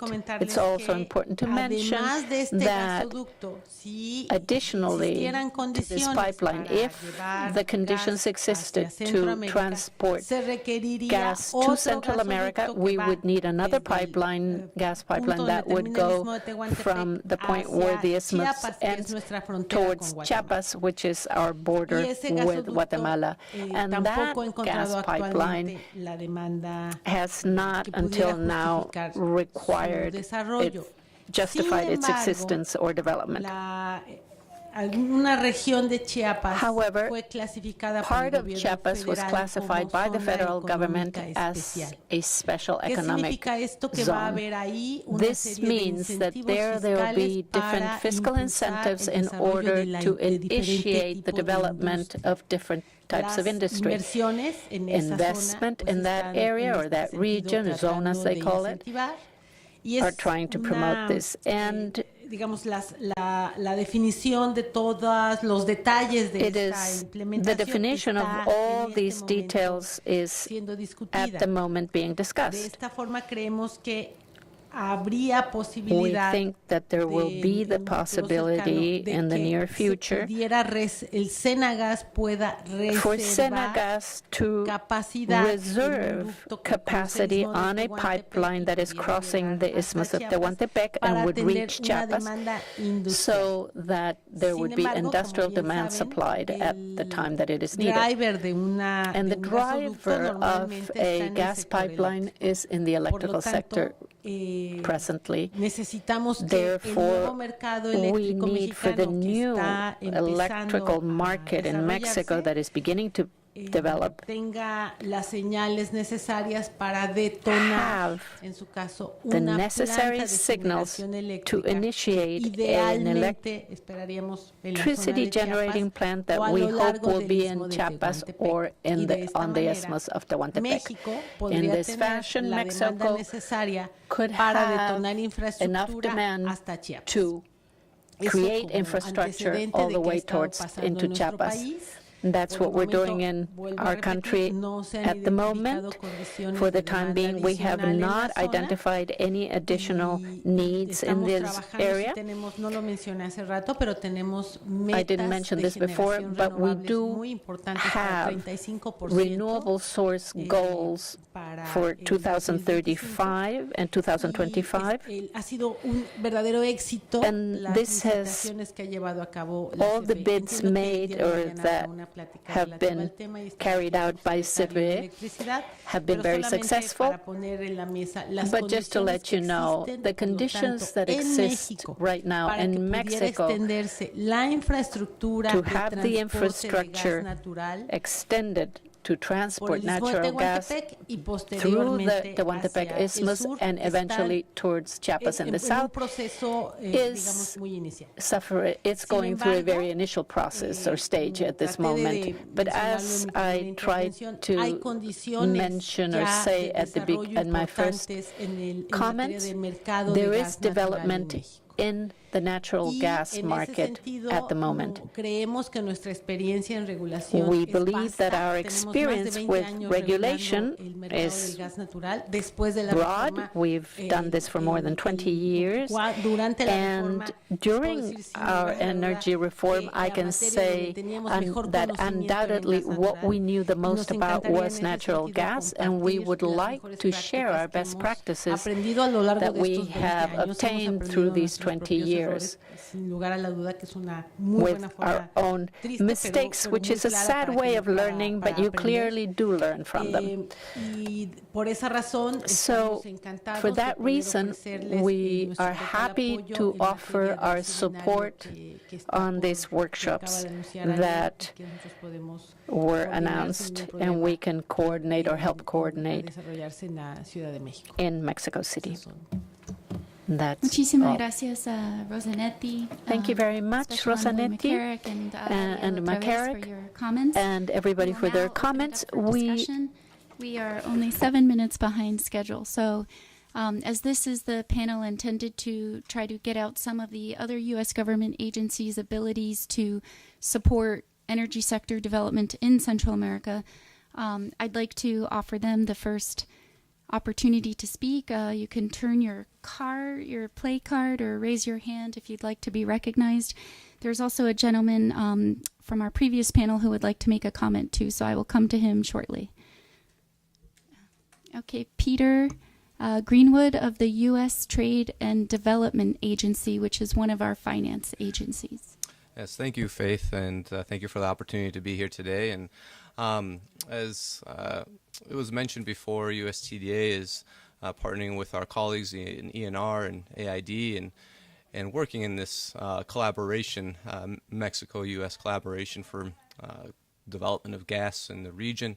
One of the things I wanted to highlight about USTDA, which is interesting, and it underscores a lot of notes and comments that were made today, was that gas infrastructure in the region is large. There's a large opportunity set.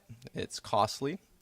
And there is a need and a demand for planning. There's a need and demand for setting the groundwork for private industry to come in and to efficiently put the facilities that meet the demand. Whether it be power generation, import facilities, or whether it be by gasoducto. One of the tenets of what USTDA does in our mission is to support through grant funding feasibility studies and technical assistance for such infrastructure, so that the planning mechanisms are in place, the groundwork is laid for the appropriate financing, the appropriate infrastructure to meet that demand in a time and place that is appropriate.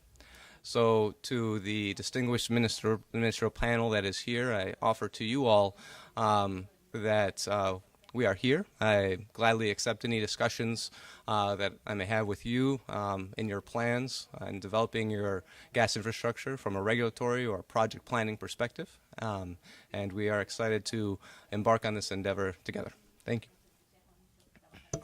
Thank you very much, Peter.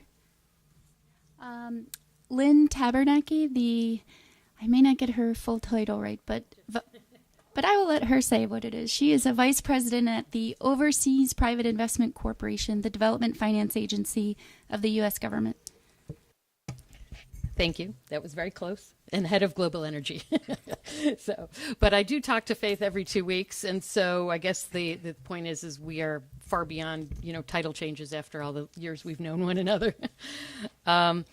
For those of you that may not know OPIC, we are the U.S. government's development finance institution, and so we provide long-term project finance to private sector developments that are being undertaken in the emerging markets.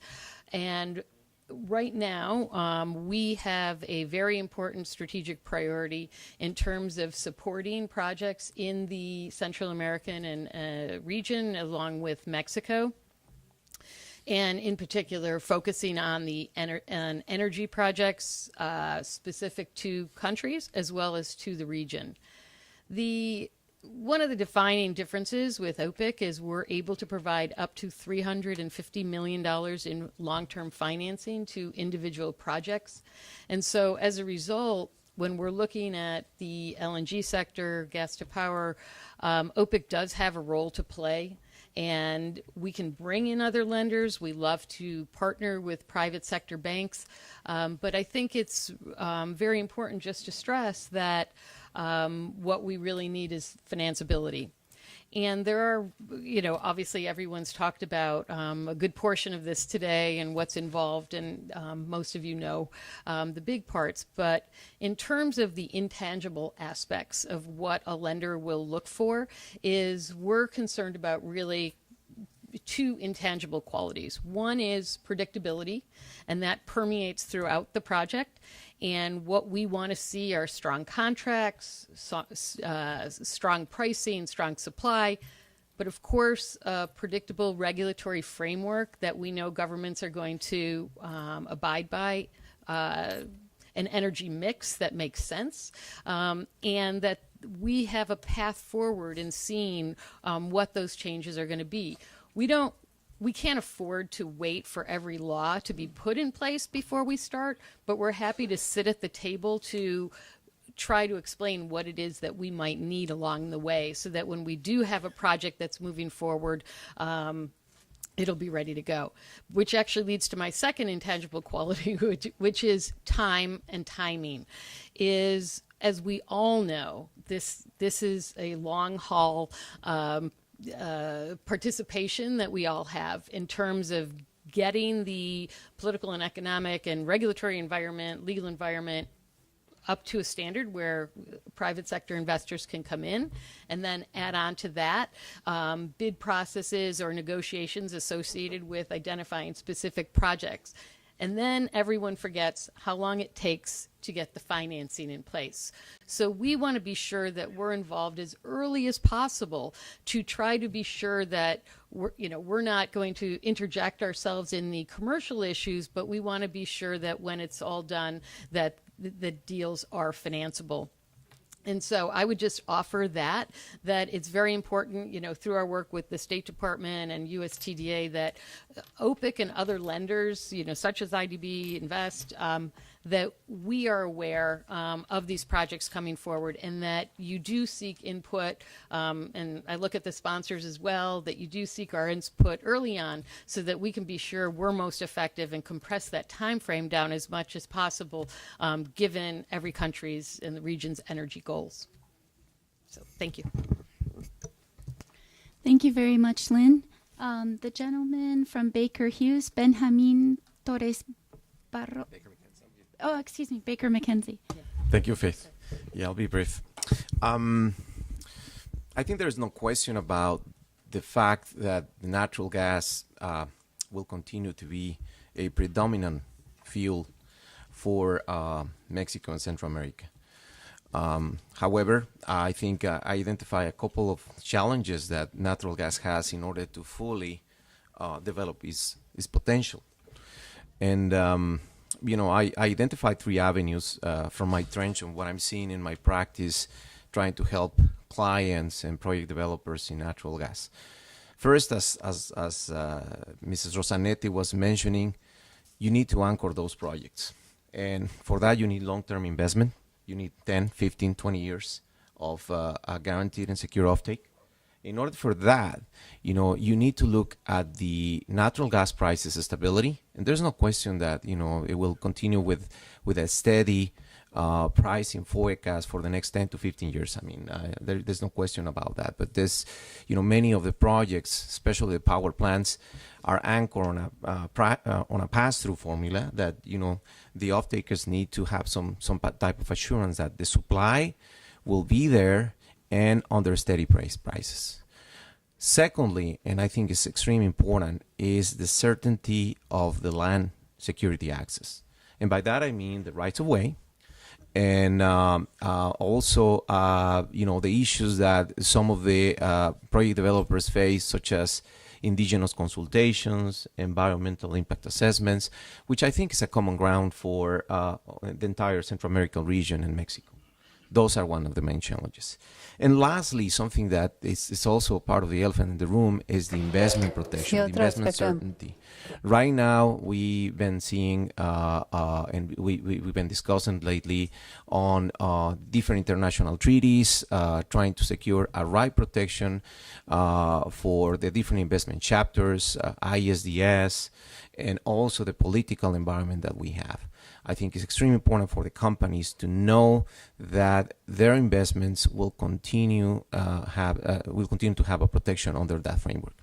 Those are basically one of my comments. Thank you. Thank you very much.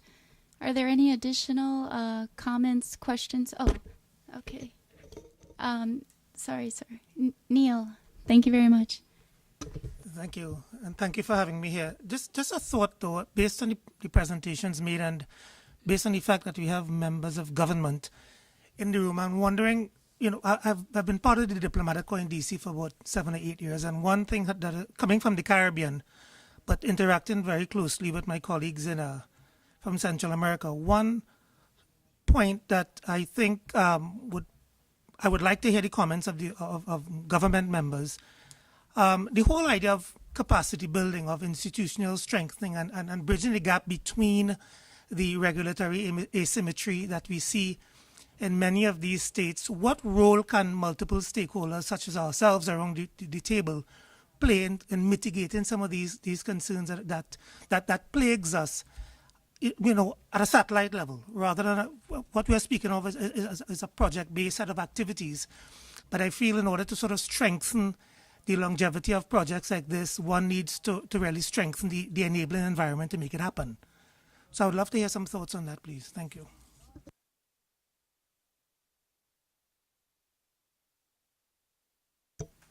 Well, I would defer to Ariel Yepes, of course, of the IDB, but just to make a comment that in terms of enabling environment, policy, and regulatory frameworks, I've observed in my role, sometimes, each country has their own political and policy environment in which they're working. They have their own needs for investment and expanding the power sector. I think if you look at, for example, El Salvador and Panama, they are actively attracting commercial investment to cover demands of today and the future, where a country represented by Minister Chang may not need gas in the immediate term because the country is supplied, but could look at gas in his investment expansion plans for the medium term, perhaps, not at all intending to speak for any of the ministers. But the timing is very important. But I think that's exactly what the U.S. and Mexican government have offered today to the countries, is to share those experiences, ours as well as other countries, to help them determine what best advances their energy policy and strategy goals. It may not be one size fits all, but we also think that there are opportunities to share best practices, to work together as a region. And this is a region that knows how to do it. I mean, they have regional institutions for electricity integration. They have a regional market. They have a regional transmission system. Maybe they don't need natural gas policy infrastructure at the regional level, but there are ways that in which all 6 governments, at least of CPAC, coordinate on the power sector. So we think that the U.S. government believes there are opportunities to use that existing regional mechanism to also share best practices, and as Rosanetti said, the ways in which things haven't worked as planned, and where things happening in the U.S. and Mexican gas markets could benefit Central America as they decide where does gas fit in. And it may not only be in the power sector. I mean, Costa Rica has an electric vehicle law. Secretary Reyes mentioned that they're looking at transport options as well. And that's where a lot of the emissions in this region are, transport. So I think gas is important for power, but it's not the only end use as well. Yeah, just talk a little bit about that. Elaborating on Faith's point, basically the approach we follow at the IDV is to try to talk with governments, and whenever they ask us for that support, it is not that we are looking to support them or to help them, it's that they are asking us for specific support in a specific area. And our approach is quite simple. What we try to do all the time is to put together positive experiences from regulations on the specific topic they are asking us, the best practices that we identified in the market, and to showcase those best practices to the government who is asked, the government officials who are asking us for that support. At the end of the day, what is going to be adopted in that specific country is a decision of the government. But our aim is to try to showcase, to try to inform the best decision in such a manner that they have available all the alternatives that are in the market. And from their own perspective, from the political economy that they are fully aware of that is happening in their country, they decide what is the best approach that they can follow. And from there, what we try to do is to help them on the decision they took and how to implement that both on the from the regulatory perspective and the institutional perspective as well.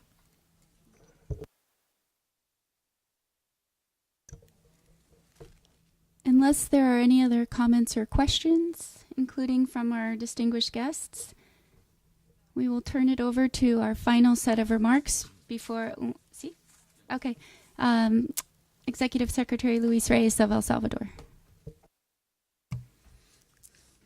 Gracias, Faith. Sí, tal como lo comentaba el ingeniero Ariel Yepes, nosotros solicitamos al banco, al BID, una consultoría para elaborar los reglamentos de transporte de gas natural, de operación y construcción de estaciones de servicio de gas natural vehicular, de distribución de gas natural por redes y de transporte de gas natural por ductos. Pero cuando solicitamos esto, les pedimos a ellos también que no solamente se elaboraran los reglamentos y nosotros los aprobáramos, sino que también nos dieran capacitación a nuestros contraparte. Nosotros formamos un equipo de 5 instituciones que eran la contraparte de esas empresas que contrató el BID. Pero además de eso, le pedimos al banco, sabemos que eso eleva un poquito los costos, pero el BID lo aceptó, que nos dieran una capacitación de aproximadamente 15 días, no solamente porque en Centroamérica no tenemos experiencia en gas natural. Entonces eso fue muy importante y también porque además se definió la metodología tarifaria para la distribución de redes y ductos, que no la tenemos en Centroamérica. Entonces creo que ese también es un elemento importante que debe de ser tomado en cuenta por cuando se hagan este tipo de consultorías, en donde además de la elaboración de reglamentos y leyes, se capacite, se fortalezca la capacidad propia de cada país. Gracias. Training so that you can make the right moves. Okay. Well, Blanca Cotto, the regulator from El Salvador, will be our final comment before we turn it over to closing remarks.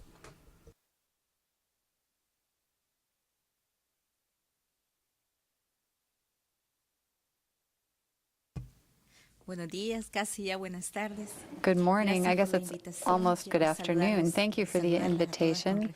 Greetings to everyone. I'm Blanca Cotto, the regulator in El Salvador and also a commissioner from CRI, which is the regional regulatory agency, the CRIE. So I really appreciate this opportunity for communication and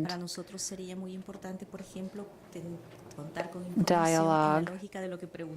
We are always appreciative of information, as Luis was saying when he spoke earlier, information as to projections regarding generation and supply in the U.S., and what the vision is for the region. That would be really interesting to us because we see potential for movement in the regional market.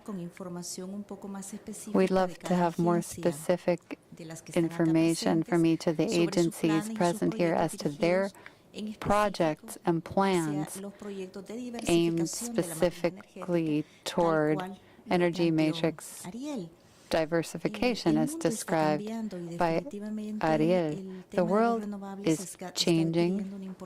Renewables are gaining traction. And we need to know what agencies are looking to support the region in these matters so that we can share that information with our private sector. Muchas gracias a la señora Blanca. Thank you, Blanca. That is exactly why we organized today's roundtable, so that all of the Central American officials here could make contacts, could get to know some of our what we call interagency or interministerial partners. They're very active in Central America, and they want to be more supportive in the energy sector development of the region. So we would welcome everyone to get to know each other through this event and learn about what's underway, where opportunities are for deeper collaboration. With that, I will turn it over to David Goldwyn and Acting Special Envoy John McCarrick to close us out. And we do have plans for a group photo, right? Yes. So that will be our for our speakers at the end of the conversation. Thank you. Great. Well, thank you, Faith. And while we're on thank yous, I want to thank John McCarrick and ENR, the Energy and Natural Resources Bureau, for partnering with the Atlantic Council on this. It's really been a privilege for us. I want to thank Faith, as always, for her inspiration, her tireless diligence, and incredible knowledge here, which is a great resource. And I want to thank my Atlantic Council colleagues, Greg Johnson and Roberta Braga, as well, for their very hard work in putting this all together. I have 4 takeaways from our conversation this morning. The first is that the market has really changed in a way that is very favorable for Central America. Both the increase in gas supply from the United States, the change in market pricing, the change in technology for these FSRUs, the risk-on appetite that we heard from Berkeley Research Group, makes this a time for when projects of the right size and the right scale with the right framework can be financed. So it's a good time to get into gas. I think that is good news. The second takeaway I have is that there have been a lot of lessons learned on how to do this right and wrong, a lot of which we ventilated today. The first is getting the policy framework right and really encouraging that every country who spoke understands this and has really worked hard to develop a policy framework and provide clear signals to the private sector about the kind of investment that they seek. The second is that the regulatory framework matters. Sometimes you can fly the plane while you're building it, but certain building blocks have to be in place, and there's a real need to get those right, because the financeability that Lim Tabernacky talked about depends on regulatory certainty. You can't have certainty without the regulations in the first place. So there's a gap there, but it's important to get that right. I think a third is that certain conditions are essential. Open access is essential. The right scale is essential. And that kind of transparency in the regulatory process is essential. Bids and tenders and auctions, virtually every country spoke about those. That's important. That was not the way a lot of projects were tendered. Sometimes the government would just decide that they would pick, a project developer or pick a partner and try and make the project work, as opposed to setting the goal and having a transparent auction and letting companies compete for it. So it seems like every country has adopted that, but it's important. And that integration really, really matters. I think there's a fear and tendency, and it's starting to be overcome in the electricity sector, for everybody to protect their own. We want to get our project. We want to take care of our market. But the reality is, and I think Mexico is learning this. We have it with the United States. You have it with Guatemala. Is that integration and interconnection provides resilience. It provides trade. It provides reliability. It provides opportunity. And given the size of the markets, if you take Ariel's demand study and the future uses, and it looks like that pie is bigger, and you can move gas between countries, all of these projects become more financeable. So that needs a forum. The third takeaway is that there really is a lot of need in order to fill some of these gaps. There's a big need for regulatory support.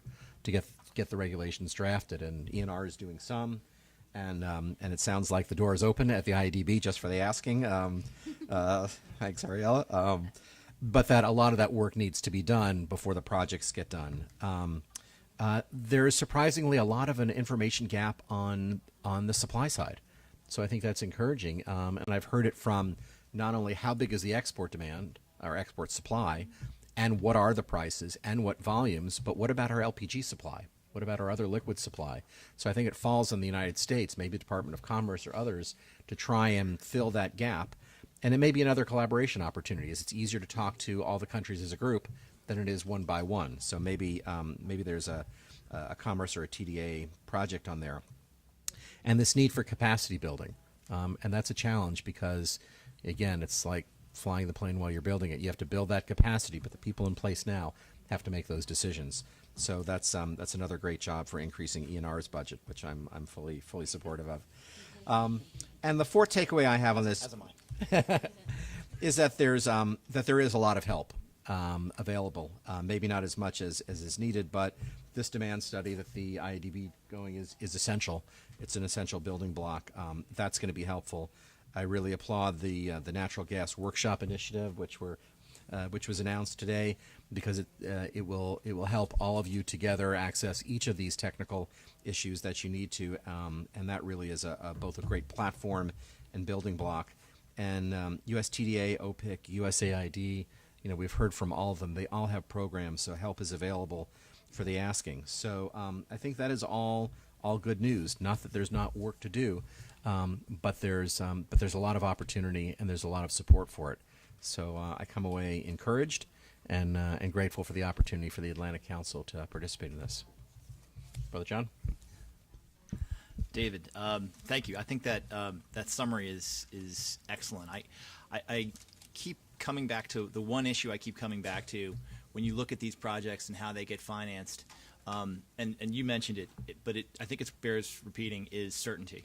I think that when you look at the amount of money that private enterprise has to invest in these types of projects, and the timelines for which they will get their return on their money, they are most concerned about certainty of those returns. And so the more you can facilitate that, the greater the investment in your country will be. The other thing is the less it will cost.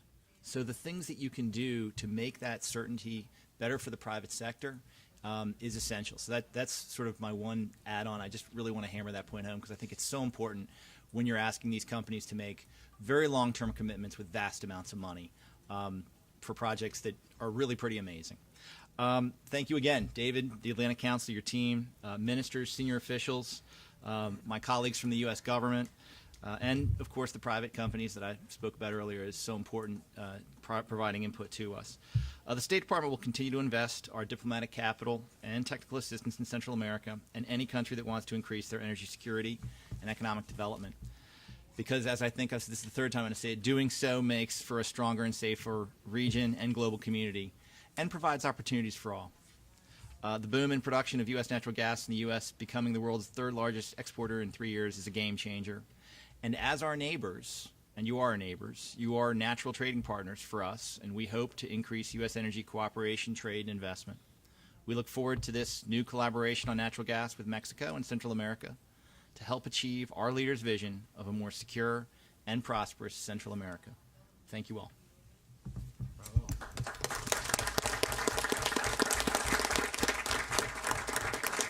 With that, our program is concluded. You can find a rebroadcast of the today's session on atlanticcouncil.org. It'll probably be up tomorrow.